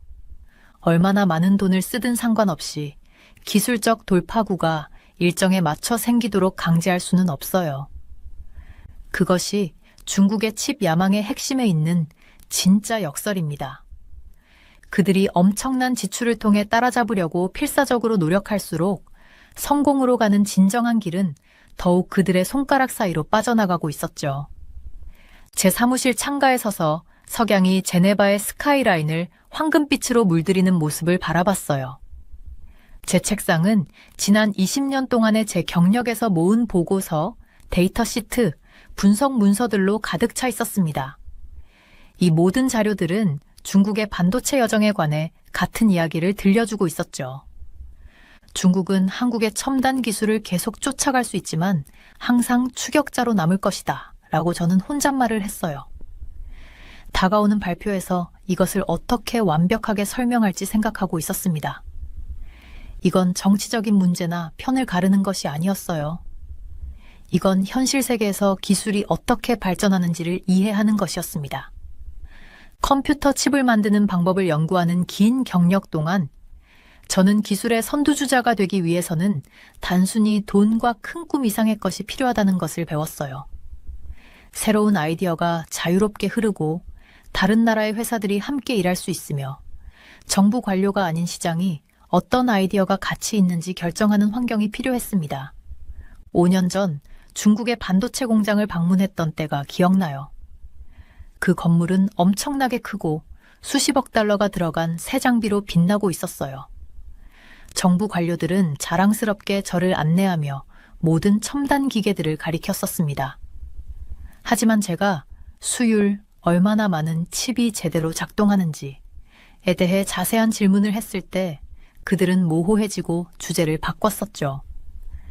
그날 나중에 저는 한 엔지니어와 개인적으로 이야기했어요. 우리는 이 모든 비싼 장비를 가지고 있지만 그는 누가 듣고 있지 않은지 어깨 너머로 확인하며 말했었습니다. 그것을 제대로 사용할 줄 아는 사람이 충분하지 않아요. 그리고 새로운 접근법을 시도할 때 기술을 이해하지 못하는 관료들의 승인을 받아야 해요. 이 대화는 제가 핵심 문제를 이해하는 데 도움이 됐어요. 한국, 대만, 미국 같은 곳에서는 엔지니어들이 빠르게 새로운 아이디어를 시험할 수 있었습니다. 뭔가 작동하지 않으면 그 실수로부터 배우고 다시 시도하죠. 하지만 중국의 시스템에서는 실수가 정부 계획에 나쁜 영향을 주는 실패로 여겨질 수 있었어요. 이것이 사람들로 하여금 위험을 감수하거나 진정으로 새로운 접근법을 시도하는 것을 두려워하게 만들었습니다. 책상에서 보고서 하나를 집어들었어요. 세계 반도체 능력에 대한 최신 분석이었죠. 숫자는 명확했습니다. 다른 어떤 나라보다 더 많은 돈을 쓰고 있음에도 불구하고 중국은 여전히 더 오래된 기술을 사용해 가장 첨단 칩을 만들고 있었어요. 그들은 7nm라고 표시된 일부 칩 기능이 얼마나 작고 첨단인지 측정하는 단위를 만들 수 있었지만 잘 작동하지 않는 오래된 방법을 사용하고 있었습니다. 한편 한국의 삼성 같은 회사들은 이미 더 발전된 방법으로 훨씬 더 작은 나노미터 기능을 가진 칩을 만들고 있었죠. 저는 인공지능 AI에 대해 생각했어요. AI가 제대로 작동하기 위해서는 가장 첨단 칩이 필요했습니다. 시진핑 주석은 중국이 AI 분야의 세계 리더가 될 것이라고 발표했었죠. 하지만 저는 의문이 들었어요. AI에 필요한 최고의 칩을 만들 수 없는데 어떻게 AI에서 선두를 할 수 있을까요? 최근 기술 컨퍼런스 여행에서 나눈 대화를 적어둔 노트북을 꺼냈어요. 한 중국 연구원이 저에게 흥미로운 것을 말했었습니다. 정부는 반도체 프로젝트에 많은 돈을 주지만 각 프로젝트는 관료들이 정한 매우 구체적인 목표가 있어요. 중간에 다른 접근 방식이 유망해 보이더라도 몇 달간의 승인 과정 없이는 방향을 바꿀 수 없어요. 이것은 또 다른 큰 차이점이었죠. 한국이나 미국에서는 연구원들이 무언가를 하는 더 나은 방법을 발견하면 빠르게 초점을 바꿀 수 있었어요. 이런 유연성이 예상치 못한 돌파구로 이어집니다. 중국의 시스템에서는 연구원들이 원래 계획을 고수해야 했었죠. 설령 그것이 최선의 경로가 아니라는 것을 발견하더라도 말이에요. 책장으로 걸어가서 반도체 제조에 관한 오래된 교과서를 꺼냈어요. 몇 년 전에 제가 쓴 장을 펼쳤는데 거기서는 칩 제조를 종합예술이라고 표현했었습니다. 첨단 칩을 만드는 것은 더 큰 건물이나 더 빠른 자동차를 만드는 것과 같지 않았어요. 더 복잡한 과정 수천 개가 완벽하게 함께 작동해야 하는 오케스트라와 같았습니다. 아주 작은 먼지 입자도 칩을 망칠 수 있었어요. 화학 공정의 작은 실수도 칩을 실패하게 만들 수 있었죠. 회사들은 특수 화학 물질부터 정밀 레이저, 고급 물리학부터 복잡한 컴퓨터 설계까지 수백 가지의 다른 기술을 마스터해야 했습니다. 어떤 단일 국가도 이 모든 것에서 최고가 될 수는 없었어요.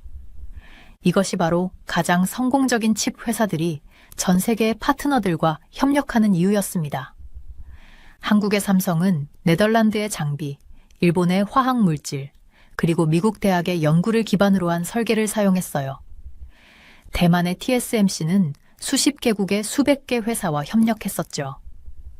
중국이 글로벌 협력에서 벗어나 모든 것을 스스로 하려는 접근 방식은 자기 뒷마당에서 만든 부품만 사용해 비행기를 만들려는 것과 같았어요. 결국에는 날 수 있는 무언가를 만들 수도 있지만 전 세계에서 가장 좋은 부품을 사용하는 회사들이 만든 비행기만큼 좋지는 않을 겁니다. 책상으로 돌아와서 지난 40년 동안 반도체가 어떻게 발전해왔는지 보여주는 차트를 봤어요. 각각의 진보는 많은 국가의 이전 작업을 기반으로 했었죠. 저는 이것이 중국의 반도체 꿈에 무엇을 의미하는지 생각했습니다. 사실 중국은 계속 진전을 이룰 거예요. 그들은 똑똑한 엔지니어, 많은 돈, 그리고 강한 결단력을 가지고 있었습니다. 그들은 결국 다른 나라들이 이미 알고 있는 기술들을 마스터할 거예요. 하지만 그때쯤이면 다른 나라들은 이미 더 새로운 방법으로 나아갔을 겁니다.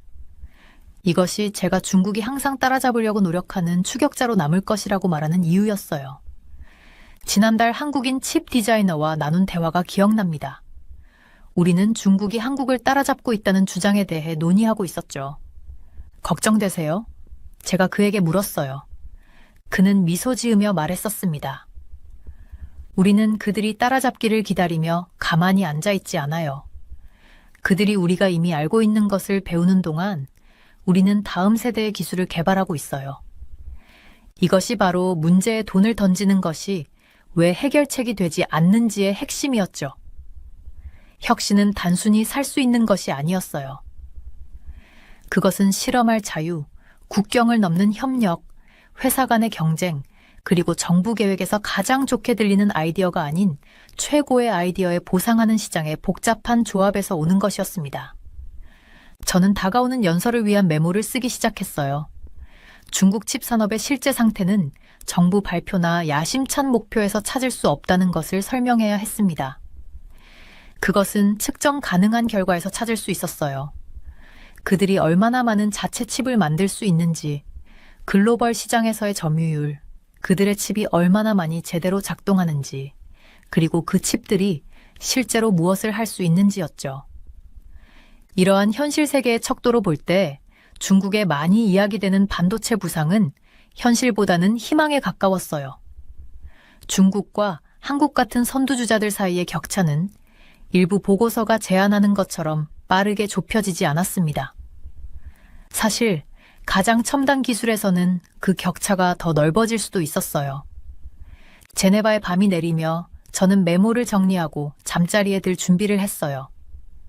내일 저는 발표를 마무리할 것이었습니다. 이러한 현실을 이해하는 것이 정부 관료, 비즈니스 리더 또는 투자자 등 글로벌 기술에 대한 결정을 내리는 사람들에게 중요하다는 것을 설명할 것이었죠. 저는 중국의 결단력이나 자원을 의심하지 않았어요. 하지만 이 산업을 수십 년 동안 연구한 결과 기술적 리더십에는 이러한 것들 이상이 필요하다는 것을 알았습니다. 그것은 중국의 현재 시스템이 단순히 제공하지 않는 환경을 필요로 했어요. 불을 끄며 저는 그 오래된 속담을 생각했습니다. 기술의 세계에서는 경주가 항상 가장 강하거나 가장 부유한 자에게 가는 것이 아니라 가장 빠르게 적응할 수 있는 자에게 간다. 그리고 적응에는 자유가 필요했어요. 시도하고 실패하고 협력하고 필요할 때 방향을 바꿀 자유였죠. 이 근본적인 진실이 중국의 반도체 야망이 직면한 진정한 한계였습니다. 한국의 강경한 태도에 태국이 결국 무릎을 꿇었습니다. 여기 인천공항에서 극적인 만남이 이루어졌다는 소식이 들려왔는데요. 한때 한국을 향해 거친 말을 쏟아내던 태국 총리가 이번엔 전혀 다른 모습으로 나타났다고 합니다. 특히 한국이 비자 면제 협정 폐기까지 검토하자 태국 총리는 급히 비행기에 올랐다고 하는데요. 그동안 강경한 발언을 이어오던 총리가 한국에 도착해서 보여준 첫 모습에 모든 이들이 놀랄 수밖에 없었다고 합니다. 더욱 충격적인 건 한국 정부가 내놓은 새로운 카드였습니다. 이 제안을 듣자마자 태국 총리는 그 자리에서 아무 말도 하지 못하고 한참을 침묵했다고 하는데요. 42만 명이 넘는 불법 체류자 문제를 두고 벌어진 양국의 긴장감 넘치는 대화. 과연 그 자리에서 어떤 일이 벌어졌을까요? 오늘의 사연 시작합니다. 안녕하세요. 제 이름은 윌슨이라고 합니다. 인천국제공항 활주로에 비행기 바퀴가 닿는 순간 가슴이 두근거렸어요. 새벽의 태양이 하늘을 부드러운 분홍색과 주황색으로 물들이고 있었는데 마치 젖은 종이에 번지는 수채화 같았어요. 손목시계를 확인하니 오전 6시 15분이었어요. 14시간 동안 비행기를 타고 드디어 한국에 도착했네요. 여러분, 인천국제공항에 도착했습니다. 승무원이 영어와 한국어로 안내했어요. 현재 시간은 오전 6시 15분이고 기온은 섭씨 18도입니다. 몸이 뻐근해서 짐을 챙기며 가볍게 기지개를 켰어요. 저는 런던에서 온 이민 상담사로 여러 나라를 방문해 본 적 있지만 한국은 조금 달랐어요. 단순한 출장 이상이었죠. 여기는 상황이 좀 미묘했고 제 일이 수천 명의 삶에 영향을 줄 수도 있다는 걸 알고 있었어요. 현대적이고 세련된 터미널을 걸으며 다른 공항과는 다른 느낌이 들더라고요.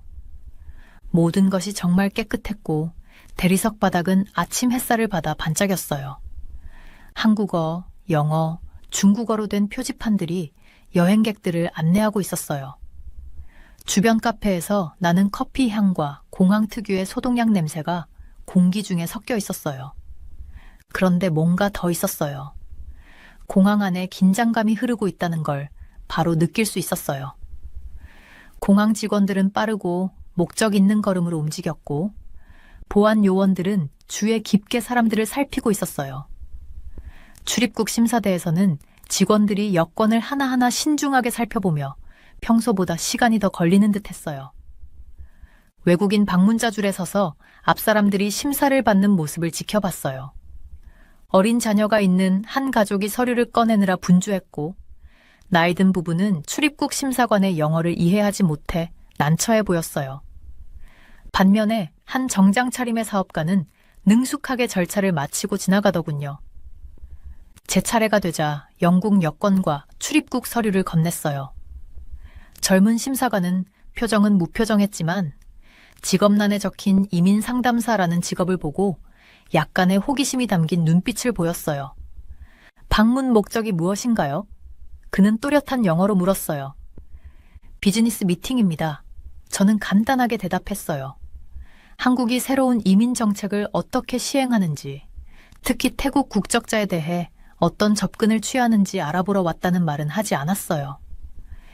요즘 한국과 태국 사이의 긴장이 전 세계적으로 뉴스에 오르내리고 있었으니까요. 체류 기간은요? 2주입니다. 그가 고개를 끄덕이며 제 여권에 도장을 찍어주고 지나가도록 손짓했어요. 그가 제 뒤에 있던 다음 사람, 태국 여권을 든 젊은 여성을 유독 꼼꼼하게 살펴보는 모습이 눈에 띄더라고요.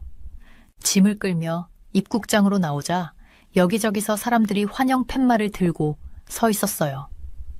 휴가 온 단체 관광객을 기다리는 가이드도 있었고 비즈니스 여행객을 마중 나온 기사도 있었으며 반가운 얼굴로 가족을 맞이하는 사람들도 보였어요. 공항은 늘 이런저런 만남과 이별, 기쁨과 불안이 교차하는 곳이라는 생각이 들었어요. 환전소에 들러 영국 파운드를 한국 원화로 바꿨어요. 연세, 지긋한 직원분이 지폐를 하나하나 세면서 친절하게 색깔이 다른 한국 지폐들을 설명해 주셨어요. 조금 전에 느꼈던 긴장감과는 달리 그분의 친절함이 반가웠어요. 휴대폰이 울리더라고요.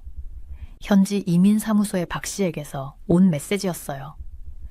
한국에 오신 걸 환영합니다, 윌슨 씨. 게이트 1에서 운전기사가 기다리고 있을 겁니다. 검은색 현대차예요. 바깥으로 나오니 아침 공기가 상쾌하고 맑았어요. 다른 아시아 공항들과 달리 차와 버스들이 질서 있게 움직이고 있었어요. 검은색 정장을 입고 제 이름이 적힌 팻말을 든 중년의 운전기사를 쉽게 찾을 수 있었어요. 그는 약간 고개를 숙여 인사하며 제 짐을 받아들었어요. 서울로 향하는 차 안에서 저는 창밖을 보며 풍경이 어떻게 변하는지 지켜봤어요. 인천의 산업지대를 지나 점점 서울의 현대적인 스카이라인이 눈에 들어오더라고요. 이제 태양이 완전히 떠오르며 수많은 유리 건물들이 반짝였어요. 넓은 고속도로를 따라 차들이 흐르고 멀리 산들이 나무로 덮인 경사를 드러내고 있었어요. 처음 한국 오셨나요? 운전기사가 백미러를 통해 저를 보며 물었어요. 네, 제가 대답했어요. 좀 더 좋은 상황에서 왔으면 좋았을 텐데요. 그가 고개를 끄덕였어요. 아무도 대놓고 말하지 않지만 다들 이민 문제로 인한 긴장감을 알고 있는 듯 했어요. 저는 노트를 꺼내 초반의 소감을 적어내려 갔어요. 진짜 일은 이제 곧 시작될 테니 준비가 필요했죠. 한국과 태국 간의 긴장을 완화하는 방법을 찾는 일은 쉽지 않을 거라는 걸 알았지만 최선을 다해 보겠다는 결심이 들었어요. 아침 햇살이 호텔방 창문을 통해 들어오면서 저는 책상에 서류들을 펼쳐놨어요. 서울에서의 첫 번째 본격적인 하루가 시작됐고 할 일이 정말 많았죠. 저는 이민 컨설턴트로서 어려운 사건들을 많이 다뤄왔지만 이번엔 좀 달랐어요. 한국과 태국 사이의 이 문제는 더 개인적이고 더 긴급한 느낌이었어요. 첫 일정으로 서울 출입국 관리사무소에 갔어요. 유리로 된 현대식 건물 안은 분주하게 돌아가고 있었죠. 로비에서 만난 김 씨는 사각 안경에 진지한 표정을 가진 젊은 여성이었어요. 그녀는 저를 사무실로 안내하며 말했어요. 상황이 점점 나빠지고 있어요. 매일 불법 체류자를 더 많이 발견하고 있어요. 그녀가 보여준 숫자는 충격적이었어요. 컴퓨터 화면에 표시된 그래프와 차트는 분명한 이야기를 전해주고 있었죠. 제대로 된 서류 없이 한국에 머무는 사비신산 5명 중 거의 절반이 태국에서 온 사람들이었어요. 저는 이 숫자를 노트에 적고 2번이나 밑줄을 그었어요. 단순한 통계가 아니라 진짜 사람들의 삶을 나타내고 있었거든요. 그런데 왜 이렇게 태국 사람이 많은 걸까요? 제가 의자에 몸을 기울이며 물었어요. 김 씨는 다른 문서를 열어 보여줬어요. 1981년에 태국 사람들이 비자 없이 한국에 올 수 있도록 허용했어요. 관광을 장려하려고 만든 제도였죠. 그런데 지금은 그녀가 고개를 저었어요. 많은 사람들이 관광객으로 오지만 불법으로 일하려고 눌러앉아요. 어떤 사람들은 마약에 손을 대기도 하고 가짜 결혼을 꾸미기도 해요. 오후 늦게 저는 서울 외곽에 작은 공장을 여러 개 운영하는 박 사장님을 만났어요. 우리는 커피숍에서 마주 앉아 있었고 그는 아메리카노를 천천히 저으며 말했어요. 그 사람들이 왜 오는지 이해해요. 여기서 돈을 더 벌 수 있으니까요. 하지만 문제가 생겨요. 불법 근로자가 적발되면 저희가 큰 벌금을 내야 하거든요. 게다가 한국 직원들이 화가 나 있어요. 그 사람들 때문에 자기들 임금이 낮아진다고 생각해요. 해가 질 무렵 저는 동대문이라는 번화가를 찾았어요. 그곳에서는 문제의 양면이 모두 보였어요. 태국 출신 노동자들이 있었는데 그 중에는 합법적으로 일하는 사람들도 있었고 불법인 사람들도 있을 것 같았어요. 수많은 작은 가게와 식당에서 이들은 빠르게 효율적으로 움직이고 있었지만 항상 조금 긴장된 눈빛을 하고 있었어요. 한 젊은 태국 여성이 가게 진열대에 옷을 정리하고 있었는데 손은 빠르게 움직이면서도 시선은 계속 거리 쪽을 의식하는 듯했어요. 마치 누군가를 경계하는 것 같았죠. 작은 골목에 자리 잡은 태국 음식점을 발견해서 들어갔어요. 그곳의 주인인 수차다 씨는 합법적으로 한국에 머문 지 15년이 된 분이었어요. 그녀가 저에게 매운 또미암 수프를 내오며 이야기해줬어요. 여기 있는 태국 사람들 중에는 성실하고 열심히 일하는 사람들이 많아요. 그냥 더 나은 삶을 원할 뿐이에요. 그런데 법을 어기는 사람들 때문에 모든 태국 사람을 안 좋게 보는 시선이 생겼어요. 그날 밤 호텔 방에 돌아와서 침대 위에 메모들을 펼쳐놨어요. 퍼즐 조각들이 하나둘 맞춰지고 있었지만 그 그림은 꽤 복잡했어요. 출입국 직원들은 마약 체포 기록과 가짜 결혼 사건을 보여줬고 사업주들은 불법 노동자 때문에 힘들다고 했어요. 그리고 단지 더 나은 삶을 원했던 태국 사람들과도 이야기를 나눴죠. 휴대폰이 진동했어요. 김 씨에게서 온 메시지였어요. 새로운 통계가 나왔다는 내용이었죠. 한국 정부는 불법 체류자들에게 2024년 11월까지 자진 출국할 시간을 주었어요. 그때까지 자진 출국하면 처벌받지 않고 나중에 합법적으로 돌아올 수 있는 기회를 가질 수도 있대요. 하지만 그 이후에는 엄격한 처벌이 있을 거라고 했어요. 저는 창가로 다가가 반짝이는 서울의 스카이라인을 바라봤어요. 내일도 더 많은 관계자들을 만나고 증거를 수집해야 했지만 이미 이 위기의 무게가 느껴지고 있었어요. 이건 단순히 법이나 숫자의 문제가 아니라 자존심과 존엄성, 그리고 한때 친밀했던 두 나라 간의 관계 문제였죠. 잠자리에 들 준비를 하면서 오늘 만난 사람들을 떠올렸어요. 각기 다른 조각들이었죠. 엄격하지만 공정했던 김 씨, 걱정 많던 박 사장님, 긴장된 표정의 가게 일꾼들, 열정적으로 이야기하던 수차다 씨.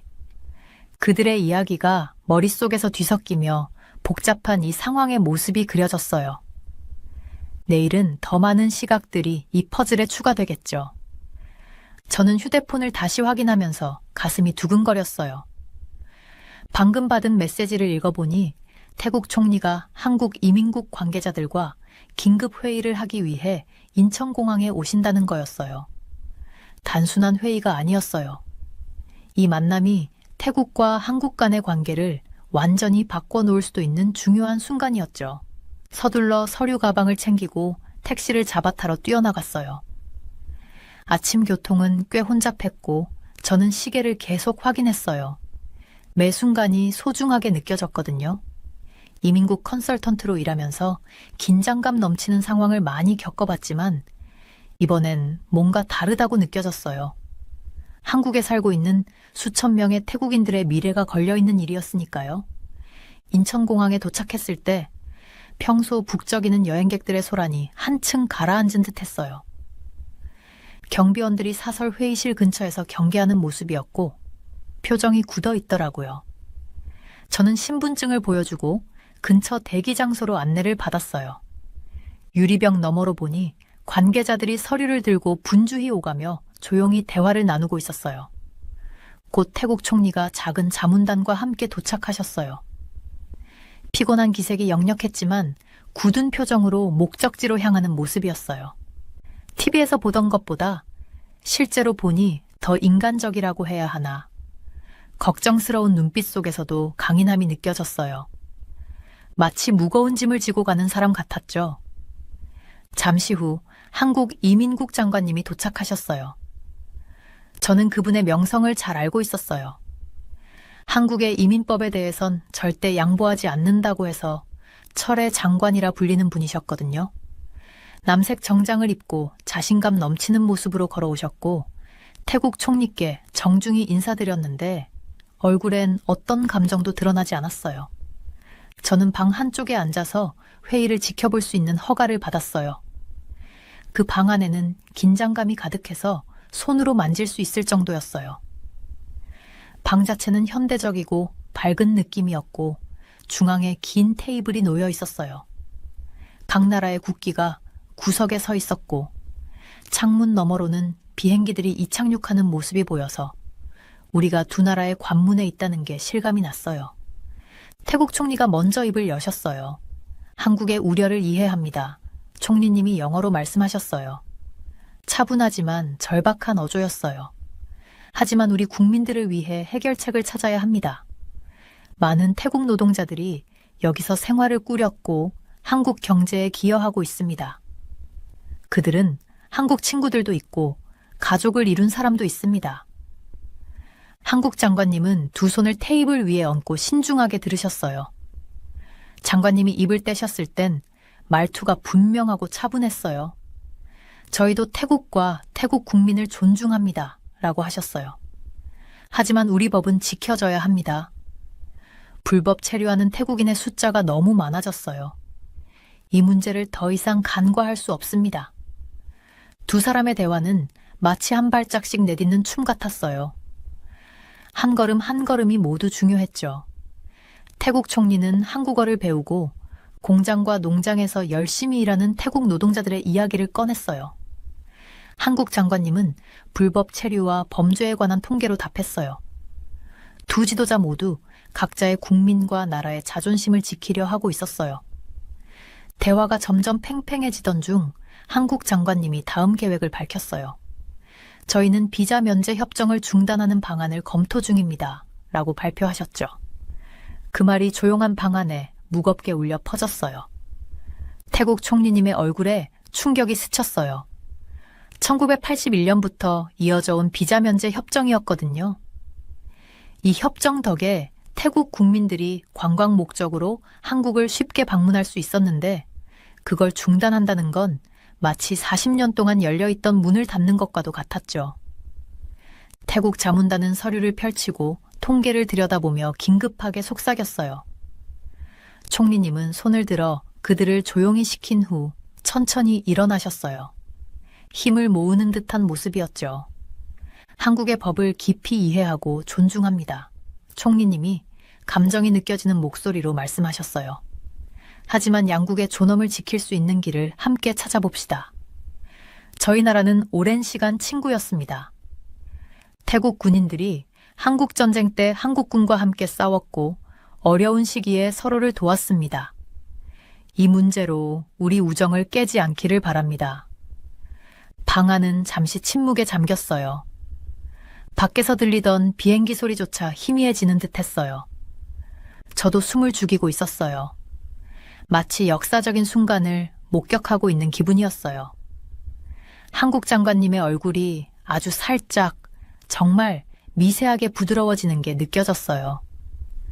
장관님은 태국 총리를 잠시 응시하며 두 나라의 오랜 역사를 떠올리시는 듯 했어요. 그 순간, 이건 단순히 이민법이나 불법 체류자에 대한 문제가 아니라는 걸 깨달았어요. 이건 명예와 우정, 그리고 양국의 자존심을 지키며 문제를 해결하려는 시도였어요. 저는 두 나라가 조금이라도 서로를 이해하려고 애쓰는 이 모습을 보며 희망을 느꼈어요. 당장 모든 걸 해결할 수는 없겠지만 두 나라 사이의 문을 완전히 닫지는 않으려 노력하는 모습이었어요. 회의는 아직 끝나지 않았지만 뭔가 분위기가 달라졌어요. 가끔 가장 큰 변화는 작은 이해에서 시작된다고 하잖아요.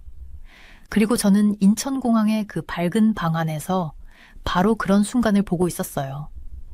회의실 뒤편에 앉아서 역사가 눈앞에서 펼쳐지는 걸 지켜보는데 심장이 쿵쾅거렸어요. 폭풍이 닥치기 직전 같은 무거운 공기가 가득했어요. 방 안의 모두가 몇 시간 동안 이어진 치열한 협상에 지친 얼굴들이었어요. 긴 나무 테이블 위에는 종이와 반쯤 비어있는 물잔들이 흩어져 있어서 태국과 한국 간의 길고 긴 협상의 흔적이 보였죠. 한국의 법무부 장관은 긴 하루에도 불구하고 흐트러짐 없이 반듯하게 앉아 있었어요. 검은색 블레이저는 구김 하나 없었고 얼굴에는 물러설 기색이 전혀 없었어요. 옆에 앉은 보좌관들은 조용히 고개를 숙인 채 열심히 메모를 하고 있었어요. 테이블 건너편에 있는 태국 총리는 평소에 자신감 넘치는 미소를 잃은 지 오래였고 눈 밑에 진한 다크서클이 피로를 고스란히 드러내고 있었어요. 우리의 입장은 변하지 않습니다. 한국 장관은 맑고 단호한 목소리로 말하며 두 손을 테이블 위에 모았어요. 이 상황이 어렵다는 걸 이해하지만 우리는 우리 법과 국민을 보호해야만 합니다. 저는 총리의 얼굴을 주에 깊게 지켜봤어요. 잠시 눈을 감은 그녀의 표정에서는 한국에 있는 수천 명의 태국인들을 생각하는 듯한 기색이 엿보였어요. 많은 사람들이 한국에서 공장이나 식당, 농장에서 일하며 삶을 꾸려가고 있었고 일부는 한국인과 결혼해 가정을 이루기도 했죠. 장관은 말을 이어갔어요. 우리는 공정한 선택지를 제시하고자 합니다. 2024년 11월까지 자발적으로 한국을 떠나는 태국 국민에게는 어떠한 처벌도 가하지 않을 것입니다. 그녀는 모두가 이해할 수 있도록 잠시 말을 멈췄어요. 더 중요한 것은 그들이 향후 합법적인 경로를 통해 다시 한국에 돌아올 기회가 있을 수도 있다는 점입니다. 방 안은 조용해졌고 에어컨의 잔잔한 소리마저 크게 들리는 듯 했어요. 큰 창 너머로 인천공항에서는 수십 년 동안 이어져 온 양국 간의 왕래를 상징하듯 비행기들이 이착륙하고 있었어요. 태국 총리는 몸을 앞으로 숙이며 말했어요. 장관님, 제발 이해해 주십시오. 이들은 그저 서류 속 숫자가 아닙니다. 진짜 삶을 살고 있는 사람들이고 그들의 가족이 있습니다. 그녀의 목소리에는 강한 의지와 함께 염려가 배어 있었어요. 많은 사람들이 오랫동안 이곳에 살았습니다. 그들은 집으로 돈을 보내며 부모님을 부양하고 자녀들의 학비를 돕고 있습니다. 한국 장관은 천천히 고개를 끄덕이며 그 염려를 듣고 있다는 표시를 했지만 그녀의 답변은 변함없었어요. 인간적인 연대감을 존중합니다. 하지만 우리도 우리 법을 무시할 수는 없습니다. 불법 체류 증가로 인한 심각한 문제들이 있어 반드시 해결해야 합니다. 저는 자리에서 자세를 고쳐 앉으며 두 사람의 대화를 계속 지켜봤어요. 태국 총리의 보좌관이 그녀의 귀에 무언가 속삭였고 총리는 어깨를 펴고 마지막으로 다시 제안을 했어요. 네. 공동위원회를 구성하는 것은 어떨까요? 그녀가 제안했어요. 돌아가고자 하는 사람들을 돕고 합법적인 노동자 경로를 개선하기 위해 협력할 수 있을 겁니다. 희망에 찬 그녀의 목소리에는 타협점을 찾고자 하는 의지가 담겨 있었어요. 한국 장관은 잠시 생각하는 듯 했어요. 시계가 똑딱거리는 소리가 고요한 방 안에 울렸죠. 마침내 그녀가 입을 열었어요. 돌아가는 절차를 돕기 위한 방안을 논의할 수는 있습니다. 하지만 11월 기한은 변하지 않을 것입니다. 태국 대표단 쪽에 패배의 그림자가 드리워지는 게 느껴졌어요. 총리는 손을 내려다보다가 다시 고개를 들며 결의에 찬 눈빛으로 조용하지만 힘있는 목소리로 말했어요. 그렇다면 우리는 주어진 조건 안에서 최선을 다하겠습니다. 그녀가 말했어요. 우리가 가능한 한 원활하게 이 과정을 진행할 수 있도록 도와주시기 바랍니다. 한국 장관의 표정이 약간 누그러졌어요. 물론입니다. 귀국 절차 중 명확한 정보와 도움을 제공할 것입니다. 두 사람은 서로에게 고개를 숙여 인사를 했어요. 태국이 바랐던 결과는 아니었지만 그들이 얻을 수 있는 최선의 합의였어요. 모두가 서류를 챙기기 시작할 때 양측 사이에서 작게나마 서로를 존중하는 모습이 눈에 들어왔어요. 여기저기서 가볍게 고개를 숙이거나 조심스레 말을 건네는 모습에서 서로의 이해를 엿볼 수 있었죠. 회의실을 나서면서 저는 뭔가 중요한 일을 목격했다는 느낌이 들었어요. 이건 단순히 이민 규정에 관한 문제가 아니었어요. 서로 의견이 다르더라도 두 자존심 강한 나라가 협력하는 방식을 찾아가는 과정이었어요. 창밖에는 노을이 지고 하늘이 주황색과 분홍색으로 물들고 있었어요. 양국 대표단이 서로 다른 방향으로 걸어가는 모습을 보며 오늘의 이 순간이 평생 기억에 남을 거라는 생각이 들었어요. 외교에서 가장 강력한 순간들은 승패가 아니라 함께 앞으로 나아갈 길을 찾아가는 데 있다는 걸 깨달았거든요. 공항에서의 긴장된 만남 이후 저는 생각할 시간이 필요했어요. 머릿속에는 계속해서 하나의 이미지가 떠올랐는데 바로 한국전쟁 당시 한국을 위해 싸운 태국 군인들을 기리는 포천의 기념비였어요. 직접 가서 보면 이 두 나라가 맺은 깊은 인연을 더 잘 이해할 수 있지 않을까 싶었죠. 다음 날 아침 저는 버스를 타고 포천으로 향했어요. 창밖으로 변하는 풍경을 보며 이동하는 시간은 생각할 여유를 줬어요. 서울의 높은 빌딩들이 점점 사라지면서 초록빛 언덕과 작은 마을들이 모습을 드러내기 시작했죠. 초가을의 공기는 맑았고 나무들 잎이도 조금씩 붉고 황금빛으로 물들기 시작했어요. 기념비에 도착하자마자 먼저 느껴진 건 고요함이었어요. 서울의 바쁜 거리와는 전혀 다른 분위기였죠. 돌길이 정성스럽게 가꿔진 정원을 지나도록 이어져 있었어요. 아침 햇살이 길게 그림자를 드리우고 소리향기 가득한 가벼운 바람이 불어왔어요. 기념비 그 자체는 제 숨을 먹게 했어요.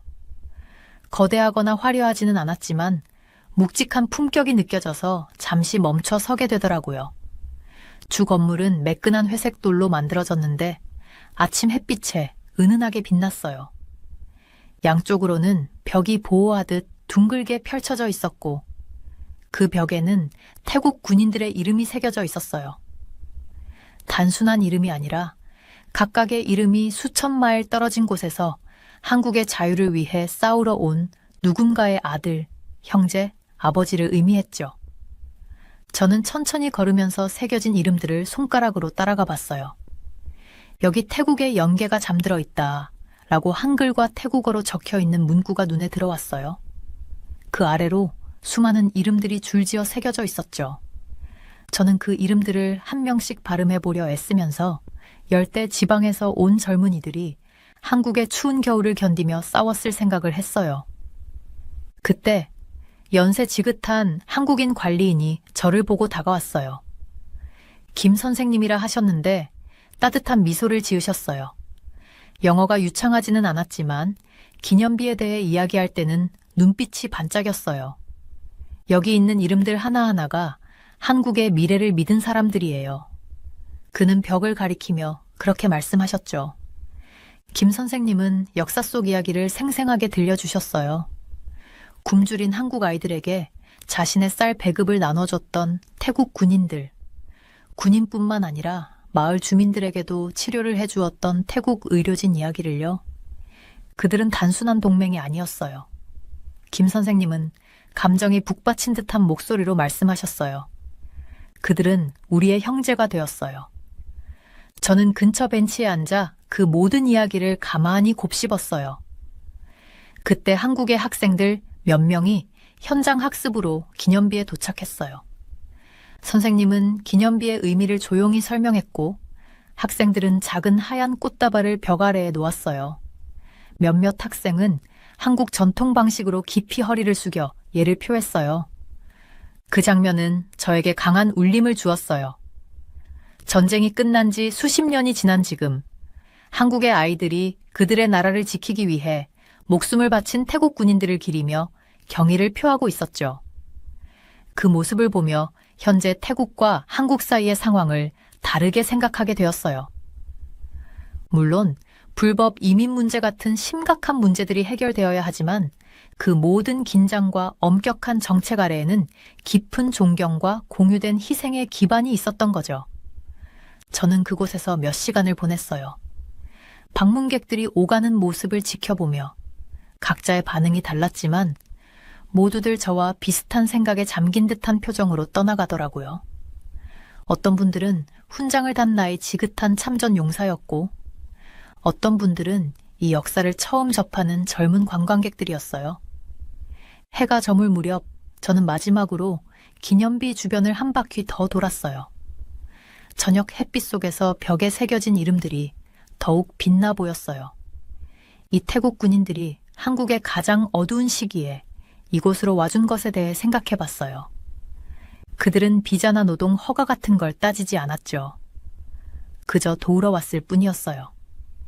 이제 수십 년이 흘러 한국은 강하고 번영하는 나라가 되었어요. 엄격한 이민법은 많은 이들의 희생으로 이루어진 것을 지키려는 마음에서 비롯된 거였죠. 그곳에 서서 한국의 단호한 태도는 사람들을 배척하려는 게 아니라 한국이 이루어낸 것을 존중하고자 하는 마음에서 비롯된 거라는 걸 비로소 이해하게 되었어요. 떠나기 전 저는 한국식으로 깊이 허리를 숙여 기념비에 인사했어요. 이곳에서 경험한 역사는 단지 과거의 이야기가 아니었어요.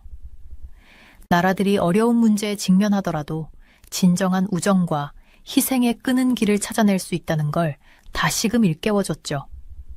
버스 정류장으로 걸어가는 길에 저녁 공기가 점점 서늘해졌지만 마음에는 한국의 강인함과 따뜻한 마음을 새기고 돌아갔어요. 서울에서의 마지막 아침, 호텔 창가에 서서 일출이 도시를 부드러운 금빛으로 물들이는 걸 바라보고 있었어요. 높은 빌딩들은 보석처럼 반짝이고 아래 거리엔 벌써 출근하는 사람들로 분주했죠. 이곳에서 지내며 배운 것들을 떠올리게 됐어요. 침대 위엔 열린 여행 가방이 놓여 있었지만 제 생각은 인천공항에서의 회의로 자꾸 돌아갔어요. 한국 이민부 장관의 결연한 눈빛, 그리고 태국 총리가 중간 지점을 찾으려 애쓰던 모습이 생생하게 떠올랐어요. 그 기억은 마치 사진처럼 머릿속에 또렷하게 남아 있었죠. 이해하는 데는 시간이 걸린다 라고 혼잣말을 하며 이 말을 제 노트에 적었어요. 이민 컨설턴트로서 여러 나라가 비슷한 문제를 다루는 걸 많이 봐왔지만 한국은 조금 달랐어요. 여기서 저는 무엇보다 질서와 존중을 중요시하는 나라를 발견했죠. 마지막 몇 시간을 서울 거리를 걸으며 보내기로 했어요.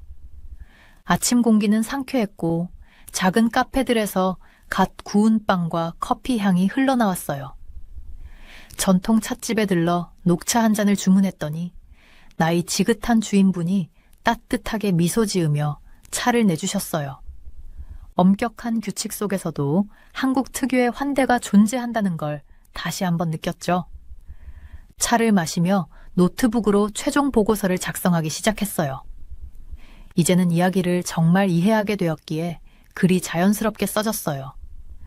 한국이 불법 이민에 단순히 안 된다고 하는 게 아니라 그들이 지켜온 가치들을 보호하기 위해 이렇게 해야 한다는 의미였어요.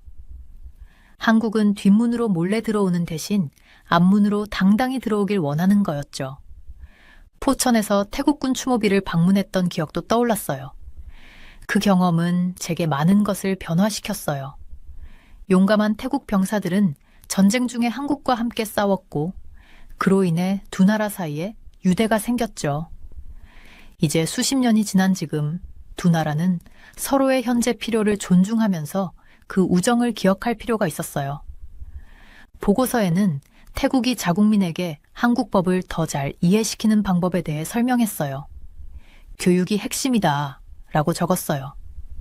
법을 지키는 게 단순히 문제를 피하는 게 아니라 다른 나라의 삶의 방식을 존중하는 것임을 사람들이 알아야 한다.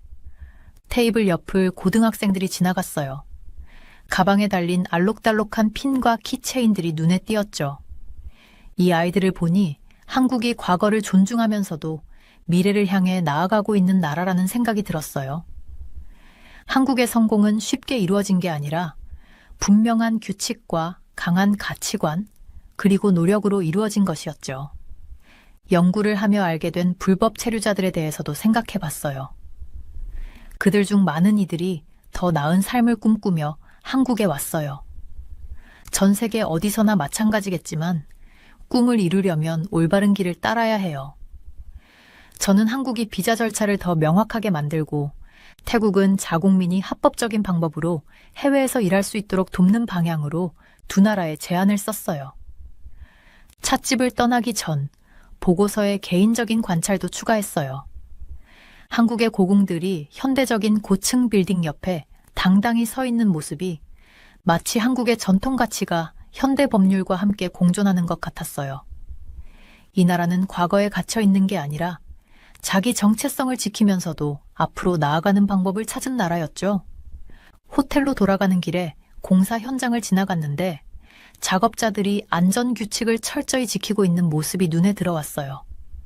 이런 작은 부분에서도 한국이 질서와 구조를 얼마나 중시하는지 알 수 있었어요.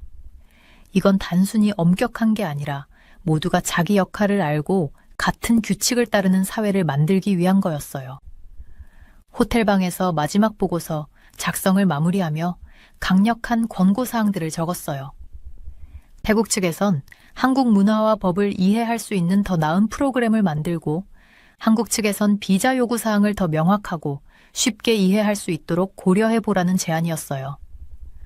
짐을 모두 챙기고 마지막으로 도시를 바라봤어요.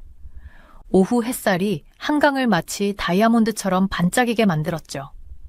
강도 흐르는 방향과 자연의 법칙을 따르듯 나라들도 원활하게 흘러가기 위해 규칙이 필요한 거겠죠. 그때 한국 이민부 장관실에서 메시지가 왔어요. 협상 과정에서 도와줘서 고맙다는 내용이었어요. 긴장감 가득했던 회의들이 떠올라 미소가 지어졌어요. 이제는 한국이 왜 그렇게 엄격하게 접근하는지 이해하게 됐어요. 그들의 엄격한 태도 이면에는 자신들이 쌓아온 것을 지키고자 하는 깊은 바람이 있었던 거죠. 공항으로 가는 길, 택시 기사님이 왜 한국에 왔냐고 물으셔서 문제를 이해하러 왔지만 대신 지혜를 얻어간다고 답했어요. 그러자 기사님이 조심스러운 영어로 한국은 잘 가꾼 정원 같아요. 손님은 환영하지만 우리 꽃들도 지켜야 하니까요. 라고 말씀하셨죠. 그 한마디가 제가 배운 모든 것을 잘 요약해줬어요. 최종 메모에 성공적인 이민 정책은 정원의 문과 같다는 걸 적었어요. 내부를 보호할 만큼 튼튼해야 하지만 환영할 손님을 들어오게 할 만큼 넓어야 한다고요. 인천공항을 떠나는 비행기에서 아래로 작아지는 서울을 내려다보며 이번 경험에 감사한 마음이 들었어요. 단순한 문제를 해결하러 왔다고 생각했지만 대신 가치와 역사, 그리고 미래에 대한 희망이 얽힌 복잡한 이야기를 발견했죠. 태국과 한국 사이의 도전은 단순히 이민 문제만이 아니었어요. 서로를 존중하면서 중요한 것들을 지킬 수 있는 방법을 찾는 일이었어요.